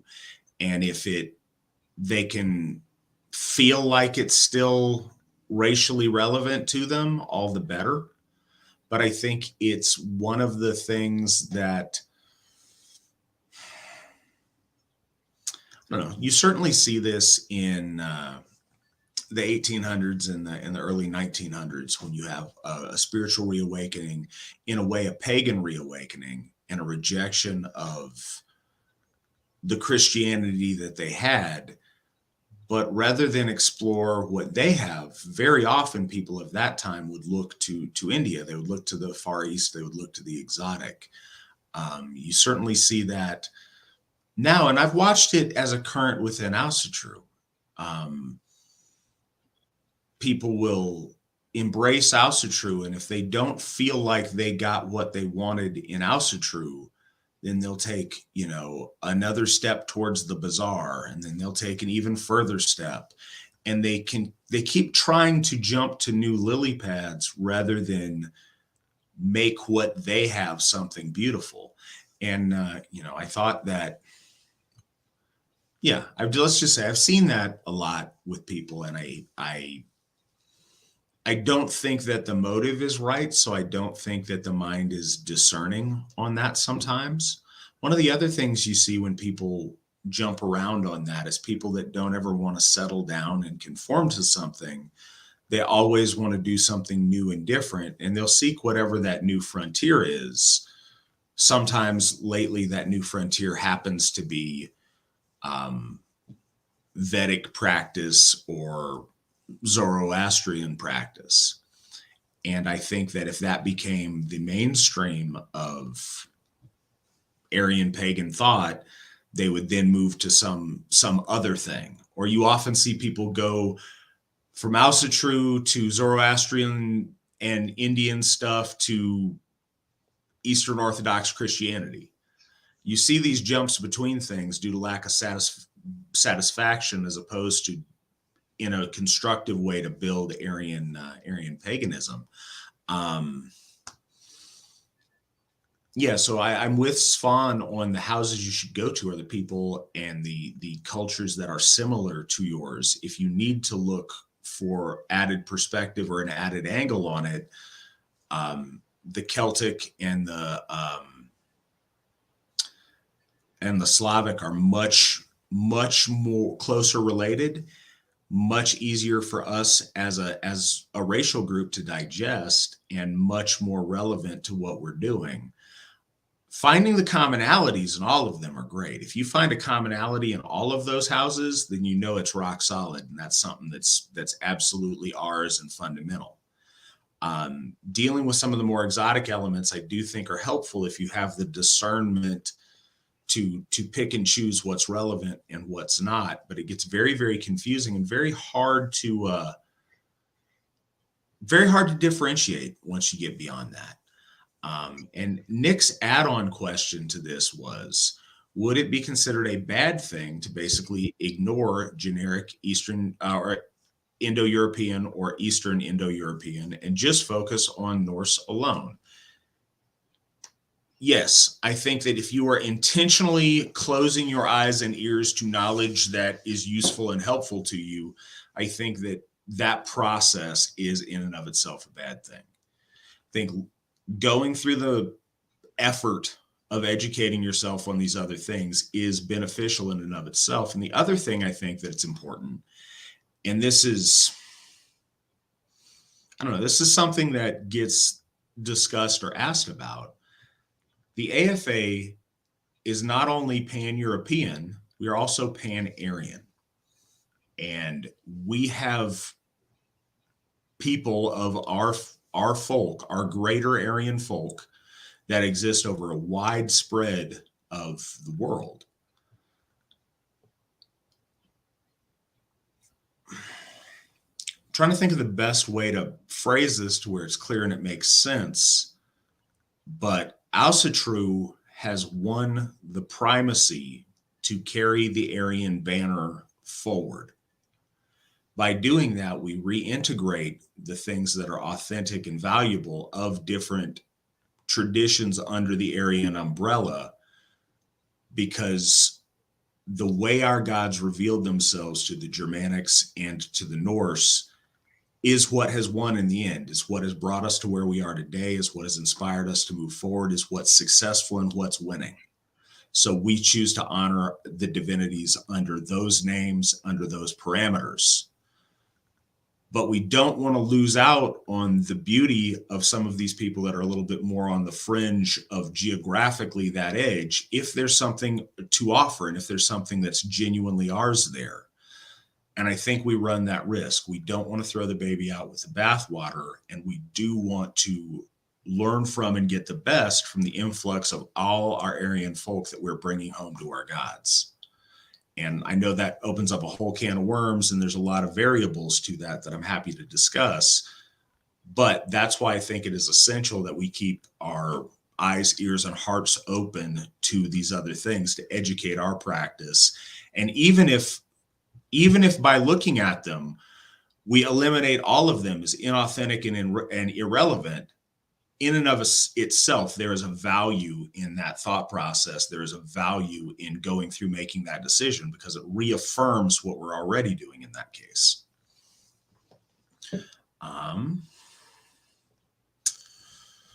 Another question: how would you two explain the emotion of grief, and how do you counsel those who greatly suffer from its effects? It's a really interesting question. Svan, go ahead and take the first crack at that. I've been talking for a little bit here. The emotion of grief. Wow. I mean, I think grief follows us deeply in the wake of fear. I think that a lot of times grief comes from loss, and loss in its true form is, and I don't mean fear in some sort of a weak way. I think fear of losing those that we love, and then when it actually happens, and I guess the grand irony of it is that we know it's all going to happen. Again, the natural law of things, the cycle of things, is that we will lose, and we will lose things dear to us, and so we fear that, and then when it happens, it's followed in its wake is grief. Grief can be a blight upon the soul, I think, if it's left to fester. I think also too that in a lot of times it's about our perception of the world around us. Sometimes we lose perception in the divinity of the gods. We can be placed into things in our life and in the world around us that make us forget. There's like a fog or a din that holds over our heads, and it can obfuscate the way we see things. Perhaps we speak of things in high moralism, but the moment we encounter problems and loss and things like that, we do become confused, and that grief does weigh over us like a mist or a smoke, and it obfuscates us from the great picture. And so seeking our way through grief is ultimately seeking a return back to clarity of the way the gods and all of the forces of divinity and the material world and the cycles that we all go through. We have to seek clarity again. And that comes with healing the emotion, healing the heart, because that I think partially that obfuscation from clarity is an internal point in which we must find the sources that grieve our heart, that cause the scars, that cause that fear has, cut into us. And so we have to take the time to identify what it is. And then I think the first and foremost, and this is through my own experiences, the way to find the source of grief in order to begin to heal it is to look at the symptoms in which your grief is manifesting. Oftentimes it's manifested in a variety of ways, whether it's outbursts or disassociation or substance abuse. There are lots of different ways in which our grief manifests in the material. And that's the first and foremost, is to recognize those things, and then to begin to attack why those things are happening. What is the source of them? I think that seeking counsel, whether with Gothar, with your family, with fellow folks, like I sought counsel too with fellow peers that were in military service and saw things and had experienced things that caused great fear and thus great grief upon their hearts. And identifying those problems and working my way back and into the core of these things and beginning to heal them and understand that fate, our destinies oftentimes will lead us into great dark places. And we were always given the ability to rise and shine again from those dark places, like Balder rising from Helgard. We have that ability innately in us, and we have to go through that cycle in order to rise. So once you find the scars and the pain and source, and you've cut off the vices that are kind of materializing from it, and if you have none, that's good. That means you just go straight to the source. But some people don't. They, in their confusion and the din and in the midst of it all, they don't realize that they have this great despair until they see it manifest in some other form, and it starts to affect the people around them, their children, their loved ones, their husbands, their wives, or friends and things. Once you begin to heal those sources of where they come from, to come into terms with them, to find both the truce and peace between the conflict within your soul and in your heart about the idea of it. And then you begin to see the great clarity of things that we will lose, and that ultimately we don't lose. It's that things transfer around us that we don't want to change. We don't want them to move into different states.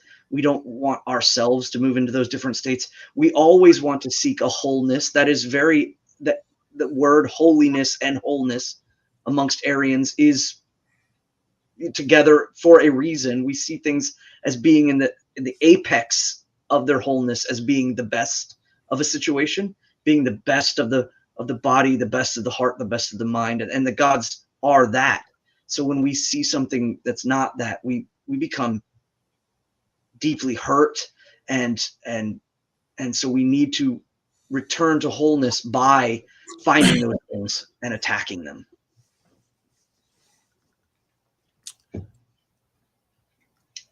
So I'm really glad that you asked this question, because it's a lot of folks think initially when they first find Asatru, or when they're new to our faith, they think in the future about them becoming a Gothi. And at an entry level, when you think of what Gothar do, it's about talking about the lore or about officiating rituals and doing those things. It's about, getting to be the center of attention in the middle of a circle, hollering up at the heavens. And I can do that with the best of them. Absolutely, that's part of it. But what I think we spend the most of our time doing is counseling people. And one of the things that is most often something to counsel about is grief. Grief it's a loss, but it's not just the passing away of a person. You can grieve the loss of anything, anything that matters to you on a really deep level. And I think that I think that's what the issue is with loss. Now, as Svan said, that loss is accompanied by a fear of, okay, now that, as our ancestors would describe, there's a hole in your kin fence. You know, now that I've lost this person, then there's a fear of what to do next or what to do going forward. There's a fear associated with it. But one of the things that I find most troubling to people about grief is the idea that a door has been shut that can never be reopened. And you're flooded with all the regrets and all of the woulda, coulda, shoulda, all of those thoughts. And if those things remain unresolved, they can eat away at you for years or for the rest of your life, depending. So counseling on that is really, it's really challenging. So first, and a couple of things on counseling here, but I'd say first, in my experience, the most important thing you can do in counseling people isn't actually counseling them. It's being an active and engaged listener and letting them say the things they need to say.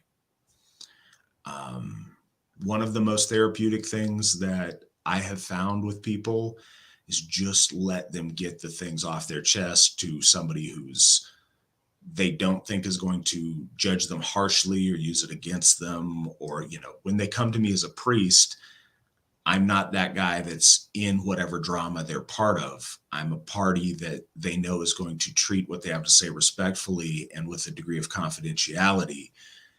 Just letting them get off the chest and say what they need to say, and be mad and rant if they need to, cry if they need to, tell me the stories that they wish they would have done, whatever they got to do to get that off their chest. Having that weight on the chest is a very, very real thing. It is a real pressure and burden that one carries until you can get that off your chest. So first, I'd say listening is very, very important. There's situations where terrible stuff happens that there's nothing I can do that's going to say something that's going to make it right, or it's going to fix it, or going to whatever.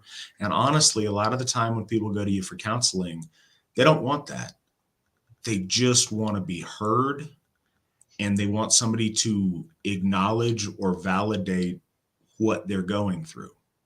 Sometimes just listening, and if it's in person, giving somebody a hug, if it's over the phone, like, that is terrible.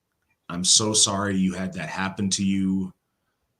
If there is anything I can do, please let me know. But I hear you and I care about what you're saying. Sometimes that is all you can do, and sometimes that makes a lot of the difference.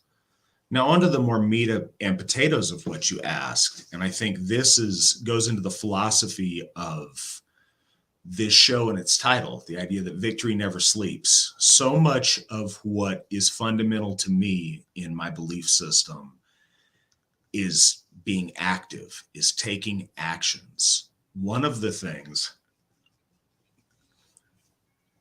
with any setback or any loss, whenever you find yourself put in a disadvantageous position, your deck is reshuffled and you have a new set of options that you can, or avenues that you can take to be successful. If you're always stressed over what you've lost and you sit around gnashing your teeth over what you've lost and that's your focus, then you lose sight of the other opportunities you have. You know, getting knocked on your butt provides you opportunities that you didn't have when you were standing up. There's things that are provided to you if you get fired.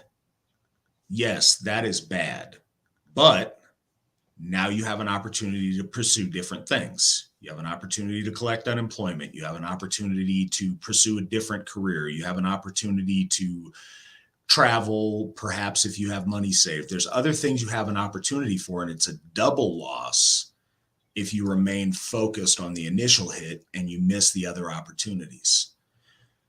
I think that's similar when you're grieving for a loved one or for something that you've lost that's deeper than something material. Because focusing on the loss prevents you from any other gain in the meantime. And you see this with people who have family members pass, and they'll neglect their other family because they're so focused on this one member they've lost that they squander time with these others. So I try to transition things into action. If you have regrets that you didn't do something with one member of your family and you didn't show them enough love or enough time, enough attention, then double your efforts to make sure that that does not happen with anybody else. Go all out being the best son, the best dad, the best husband, the best friend that you can be to the people that you have left. Put that grieving energy into action moving you forward.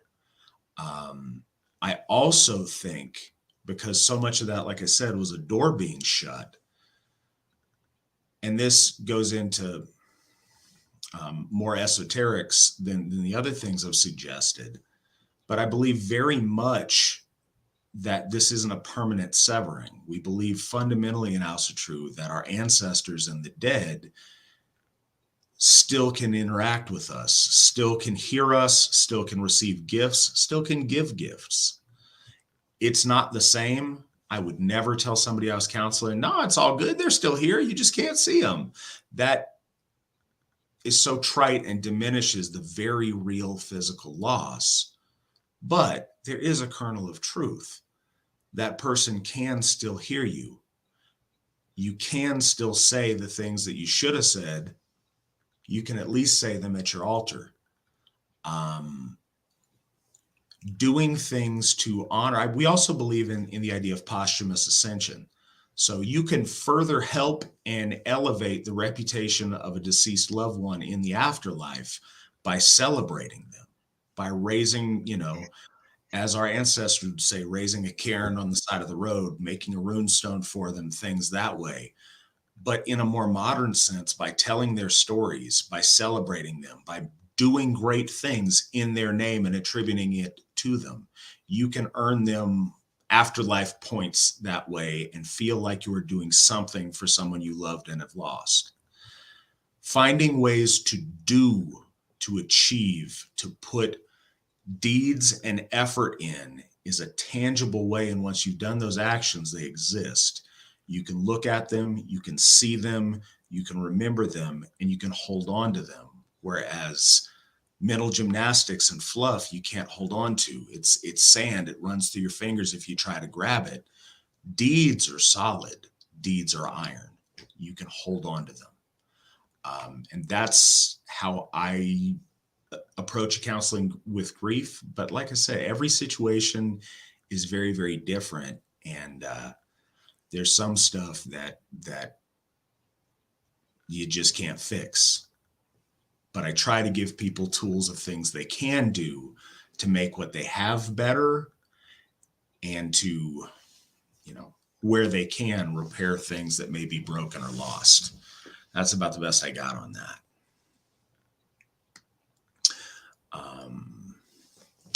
Another question. I am a heathen from Germany. Does the AFA have any connections to pagan organizations in Germany? No, but we would sure love to have some members in Germany. Yes, that is a shameless plug to get you and your comrades to join us, but I have no shame in that, because I think that's what should happen. That being said, I do know that there are some very good folkish pagan organizations in Germany, but because of the rules there, they are so underground secret handshake that they're hard to see. The one German organization that I and other AFA leadership have had contact with is an organization called Der Artsgemeinschaft, and they seem great. We saw, pictures and footage of them with big gatherings of people celebrating our heritage there. They're a folkish organization. I got to meet their leader. I don't know what his title was that way, because it's different. It may have been something different in translation, but I got to meet him, his second in command, and their families at an event we had in Sweden a number of years ago, and that was really nice. They were fantastic people, and definitely a group of people that if I'm ever in the fatherland again, I would try to look up and reconnect with, because I was very impressed with them.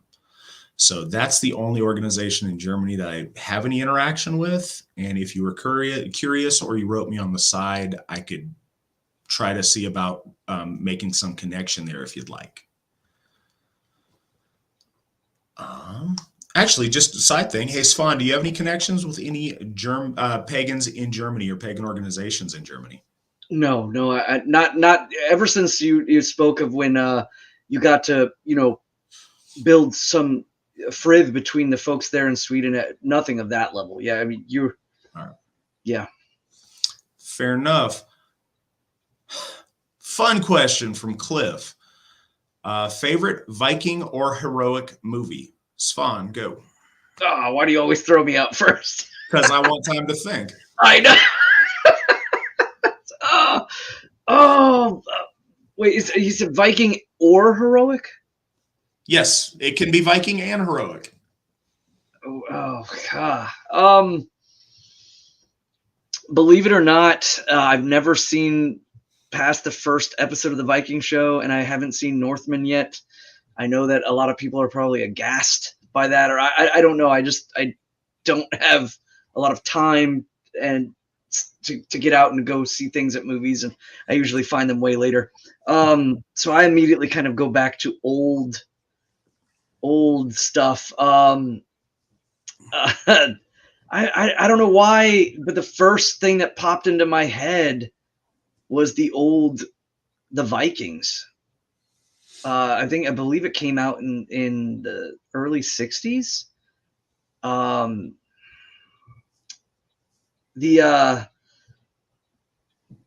don't know, it was the oldest one with Kirk Douglas, the one where they actually show them going across the oars while they're, as they're just this like most machismo moment. They're coming back from it, and to celebrate, they're hopping between the oars, and they're falling, and they're hitting the oars and flipping back into the water, and everybody's laughing and having a joke. I think that I didn't actually see that movie till way later. Actually, I had already become Asatru. I had given my troth to the gods, and then saw that later. And it just was so cool as far as the color and the brightness. It was pretty edgy for its time. There was an actual fight and slaying in the beginning of the movie that, was very controversial at the time. And I remember researching the movie, and just kind of, that was one of the big things, was like, it was showing this level of like aggression and violence between warring peoples that was very rarely captured on film at the time. I also remember researching about when they did that jumping from oar to oar. What they found out was from the replicas of the boats that they had pulled up, the oars were closer on the older boats, because I guess we as folk are growing. We're getting bigger, and over generations. And so even the Northmen, who were large overall amongst the folk, they had to make the boat bigger in order to fit the rowing men in. So they were originally trying to follow the replica of I believe it was the Osberg ship, and they were trying to make a perfect replica, and they realized they had to make it longer. I thought there was some really cool elements in there. Of course, too, there's a rune kona that is talked about in the movie, and you see that later on. That almost exact same scene is in Michael Crichton's Eaters of the Dead, but he in the movie The 13th Warrior, that was like an adaptation of an adaptation. I saw a lot of that link. So one of the cool movies that I really like is The Viking. I just thought it was so brazenly cool that they were doing stuff out of the box. They were throwing axes up the gate and using them as like climbing things to get over the wall. When I was watching that, I was like, this is amazing. Probably not, clearly not historically accurate, especially in relations to Ragnar, but it was still cool. You can't And then of course just the heroicism at the end to just give me a sword so I can die, and then yelling out Odin and jumping into the pit. It was so cool. So that's me on that one. Sorry about that. My daughter is trying to evade bedtime. Gotta bag them and drag them. There you go.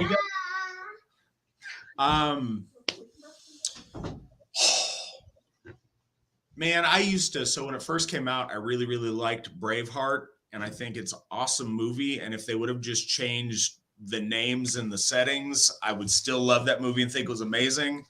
As somebody who values actual history, I am so grossly offended by that movie that I can't enjoy it anymore, which is really unfortunate. Edward Longshanks should have been a hero because he's awesome. It goes into another question down here, but I suppose I didn't read it, but it was an audiobook I listened to in the gym about him that was fantastic. Anyways, on the movie question, heroic movie, one of my favorites. Okay, I'll take it, is what it is. I'd say Rocky 1 and Rocky 4 are my favorite heroic movies. They are not Viking movies, but they are in fact heroic. And I think that the personal overcoming of that story is really profound. And I think that that's why the first one was such a good movie. And just the epic scale of him defeating communism. And I'm laughing because it sounds so ridiculous, but it was so fun to watch, especially as a kid. And it was one of those, I don't know, as a kid, it was one of those things that really puffed me up and made me feel inspired for heroic things. Our next question, which is also tricky, and I'm also going to make Svan answer first. Gentlemen, good evening. Great stream as usual. 5 favorite books, any topic, from both of you, please. Not counting Eddas or rune books. Thank you. Svan, this one's on you. Ooh, 5 favorite books. Mm-hmm. Crap. So,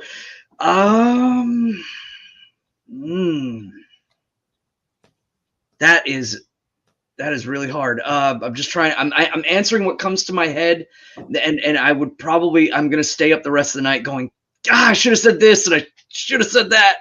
Okay, so I'll give you a second to think on that because I'm reading the side chat. Nick just said we got members in at least 10 other countries. For anybody interested, we have members in 14 countries, I believe 15 now, because we just got a new member in the Netherlands.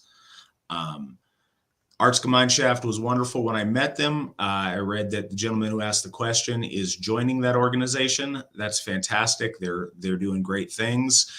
We would love to have German AFA members. We have many different European nations represented in the Asatru Folk Assembly and a great many members over there. With Sweden still has our biggest European membership, but just as a point of information, Svan, tell us about those books.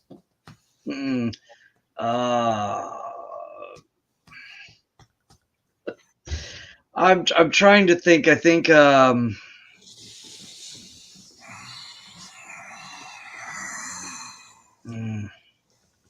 this is rough.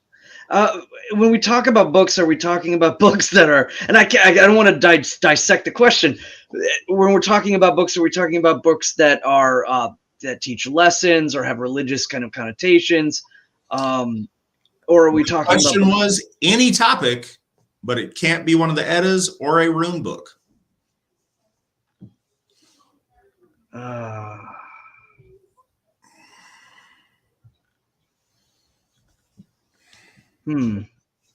I would say just outside by and by, but connected to religious stuff. I did rather enjoy Deep Ancestors. That was a really provocative book for me as far as getting my thought patterns to perceive the gods in a pan-Aryan sense. I know that there is kind of like this, again, with just like with Snorri, there's this disclaimer in the beginning that's kind of garbage, but yeah, cut right through that and go right into the meat and potatoes, and it's there. Another book I would say that was really influential to me that I found kind of beautiful and poetic was Hage Kure, is Hidden Behind the Leaves, by Tetsuo. I think it's Yamashiro. I can't remember his I know it's Tetsuo and then something else. Japanese book, the ruminations of a retired samurai that is now in a monastic life, and he's kind of reflecting upon correct action according to the ethos of his warrior caste. And I never really kind of saw or had some sort of fetishism towards that. I knew that it was just interesting to see his kind of reflection and remorse on the future of his caste and where they were going, and some of the ideals that he felt that they were losing. And some of the proverbs in there are just, they hit real hard when you encounter certain things in life, and just seeing that kind of universal wisdom there was pretty good. Gates of Fire was a huge book for me when I was in Iraq. I read that book. And the Gates of Fire, I believe is Brian. Because we're on the cuff here, please forgive me. But the Gates of Fire was a huge book that really fleshed out and brought to life some heroic aspects of the Spartans in such a military sense that I could easily understand it, correlate it, digest it, and it just made it all the more visceral as to what they were doing and why they were there, and some of the great points of how their poetic understanding, the need for poetry, the need for music, the need for to be able to kind of stand this psychological hazing where they would kind of joke each other into the point where, and if you lost your cool, you lost, and that happens in the military. And so, just all of that. So the Gates of Fire is certainly a book in there that just immediately like popped into my mind. The Way of Weird by Brian Bates. That's another one it's historical fiction. It's kind of like in the same cut of the Gates of Fire, and that, the conversion of a priest coming across into the Anglo-Saxons of England proper, and he's taken around by a Vitki, or a Gothi Vitki of that time, and is kind of spoken of the ideals and precepts of magic and spiritualism and divinity from an Anglo-Saxon source being spoken to a fellow European, but who is clearly inundated with a foreign way of thinking, I thought was a really interesting dichotomy that really does paint a grain in modern day now, when we do talk to our brothers and sisters who are of a different idea. That's 4, right? Or 5.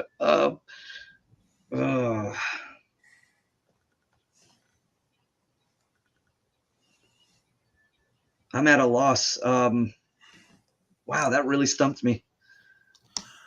All right, I'm usually good at thinking on my feet. You picked the wrong people to ask this question. I know. I think Spawn and I both way overanalyze the question. You're just hoping we throw 5 books out there that are kind of interesting. Tapping his feet. We're like comparing them and like, well, so anyway, it's a hard question. I'm not going to pretend these are my 5 favorite books. I'm going to tell you these are 5 really good books that I have enjoyed a lot and felt really well done. First one I teased in the question above, and that's one of the reasons I was down here playing with my phone, is I want to make sure I got the full titles of a couple of these right, because you guys should absolutely read them. If you don't read them, you should do what I do to these first 2 ones I'm going to mention, and listen to them on audiobooks because they're fantastic. This guy Ian Mortimer, a historian, did a whole series of really good biographies of a whole succession of English kings. and they're fantastic. His biography on Edward the First that I mentioned earlier is fantastic. A Great and Terrible King, Edward the First and the Forging of Britain. Oh, actually, this is not by Ian Mortimer. Aha, that's why I knew it was different. Ian Mortimer does ones after this, but this book is awesome. It still stands. It's one of the favorite ones that I read by Mark Morris. So the Ian Mortimer one is that this one is a little bit better, but it's also, I find this king more inspirational, but they are both absolutely amazing and heroes in my book. Edward III, The Perfect King, is in fact by Ian Mortimer. I didn't lie to you guys this time, and it is fantastic. And I don't think very many people know about Edward III, and they should, because he's one of the most amazing people I've ever read about. Those two books are fantastic. The Mystery of the Grail by Julius Evola, I really like, and I got a lot out of, and it really set me on a thing in my mind that has stayed with me and taught me a lot of connectivity that I think is really important. Something I read recently, but it was fascinating in the way that it was written, and I couldn't put it down.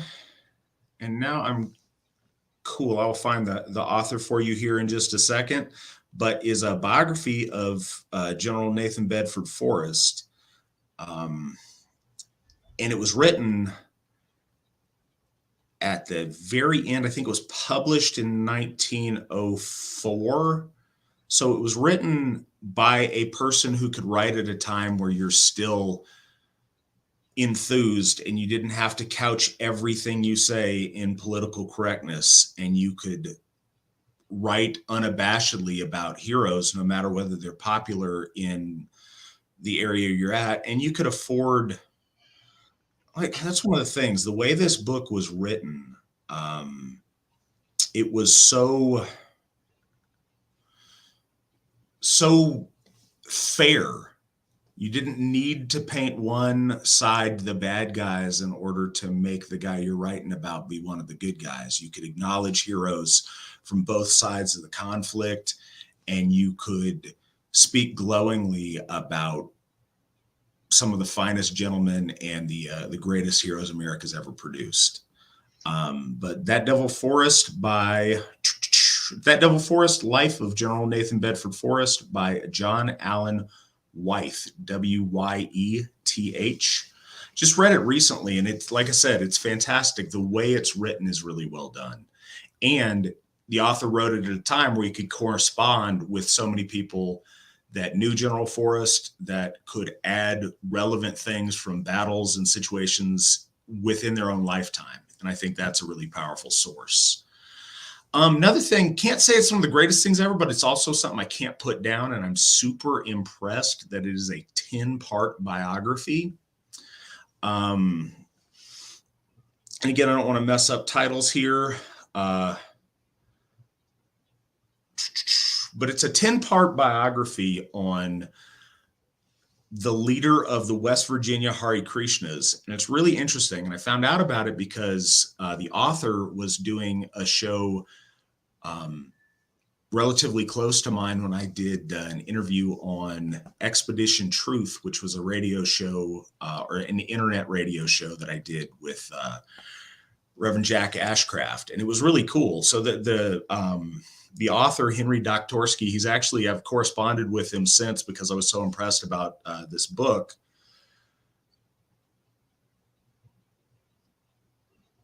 I'm just looking up the title to make sure I get it in the right order, because I get it in the wrong order frequently. Okay, Gold, Guns, and God. And it's a 10-part biography. 8 parts are out. I'm currently reading the 8th. I get them as soon as they come out. It's fascinating. It's not necessarily inspirational, but it's super, super interesting. And this guy being able to write a 10-part biography on it is fantastic, and I find it just fascinating. So yeah, that's one. Yeah, that's 5. That's 5. I got more, but that's 5, and we'll leave it at that for this evening. I do have my last one, and it was given. All right, give it to us. I recall because it was given by one of the members of the of the assembly. Jacob gave me this book called The Darkening Age, and it was really, really interesting. It talks about the fall of Rome, and one of the big things that it does is it goes in adverse to Christian triumphantism of Rome, where most of Roman history is seen as like being super cruel and degenerate and terrible, and it goes into kind of painting a more overarching view of how Rome had ascended into its position as an empire as opposed to a nation. But then it also talked about elements of foreign cults, and in particular, it takes a hard grain focus on like the Christian rebellions and the defacements of temples, the vandalism, even the cross vandalism with other cults. Like there was times when like the Christians and the Mithras were fighting each other, and talks about the vandalism that they did on some of the Mithra temples. And so it was really, really interesting to kind of see that dark, like venomous turmoil within Rome during that time. And it really focuses in on just a lot of the destruction and religious theosophical warring, like almost like gangs fighting each other amongst the populace. So I thought that was very interesting. The Darkening Age and I was going to say her name was Catherine Nix, but it's Nixey, or Nixey, Nixey, Catherine Nixey or Nixey. That was a really interesting book. That sounds like a fascinating read. Last question of the night. Do you have a favorite philosopher that influenced you? Svan.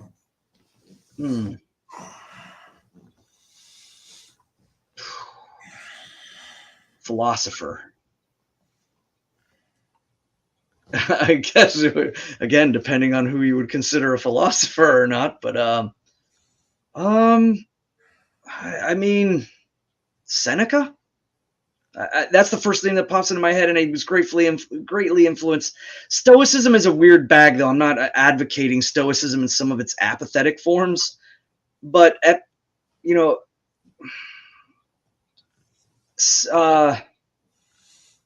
think Seneca was a huge influence to me during my military service, and by and large, the extensions of him as well. When we talk about like Marcus Aurelius's, meditations and stuff like that. But Stoicism from a warrior's perspective, I think was one of the most influential philosophical schools on my life at a time in my life. Now is a different story per se, but that I would say is like a big mountain on the topographical or timeline. Seneca and the Stoics. But again, now I have some disagreements, but I got to give credit where credit is due. So never fear, we have a paid question that popped up. We will absolutely get to your question, Shane. No harm, no foul. I've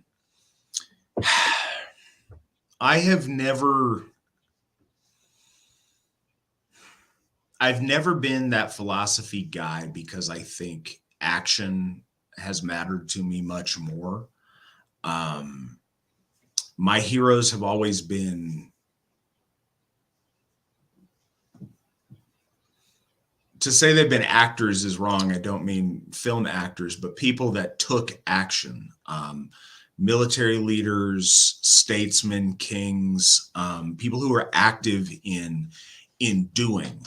And that doesn't negate all philosophers. It just means that philosophy is not something I've spent a lot of time on, because very often the people philosophizing are removed from active involvement in life. And I think that the person I'm going to mention is certainly one of those in a lot of ways.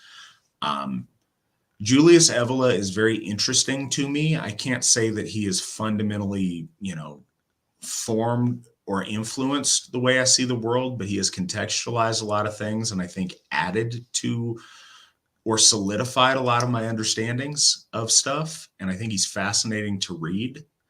But again, I think he gets carried away with ivory tower situations that are far removed from actual action and living of life.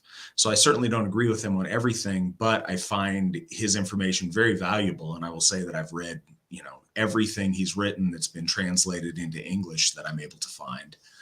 And I'm, always looking for new work or works that are newly translated to read. But I don't think it's, I don't think it has shaped how I see the world, but I do think how I see the world has benefited from it. And then the actual last question is accompanied by $20 from Shane. Thank you, Shane. We appreciate that. Hello, Shane Duffy here. Matt and Svan, do you think there could be a prayer and study retreat hosted by Gothar before Tiershoff comes about? As a waterfarer, it would be an honor to make pilgrimage to Njörðr and take part in something more reading and deeply spiritually focused. So, yes, timeline and when and where, I don't know, but it is something that we've absolutely talked about.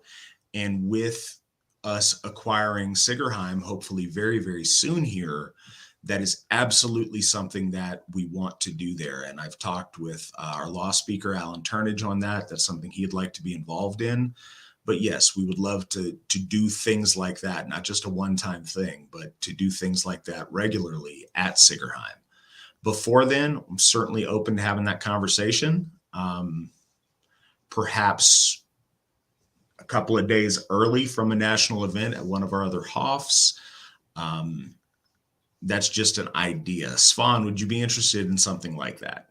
Absolutely. Again, it's just location. You mentioned you're a seafarer and you have close relations with that that affects with the Dominion of Njorth. So, when we talk about Baldershof and Njorðshof and their diametrics, and then the diametrics of Odinshof and Thorshof, that location would be one thing. And of course, Sigerheim becomes a huge focal point of that. But, weather-wise, Njorðshof has, I would say, the most amicable weather at the longest amount of time.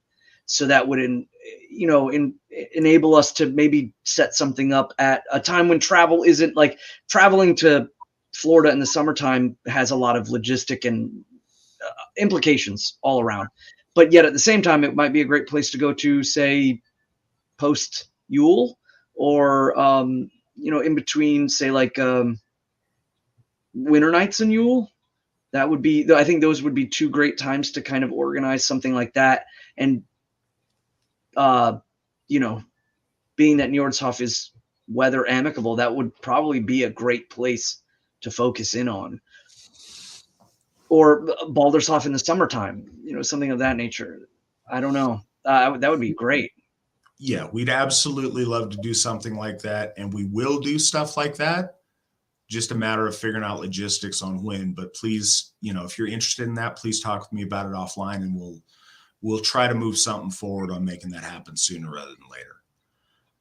All right, guys, thank you so much for another great show. We appreciate everybody's participation, and we certainly appreciate our guest this evening, Witan Svan. He blows us away every time with the valuable things he adds to this program. Thank you so much. We really appreciate you. Thank you so much for having me again. All right. Well, you guys have a good night, and hail the gods, hail the folk, hail the AFA. Always remember that victory never sleeps.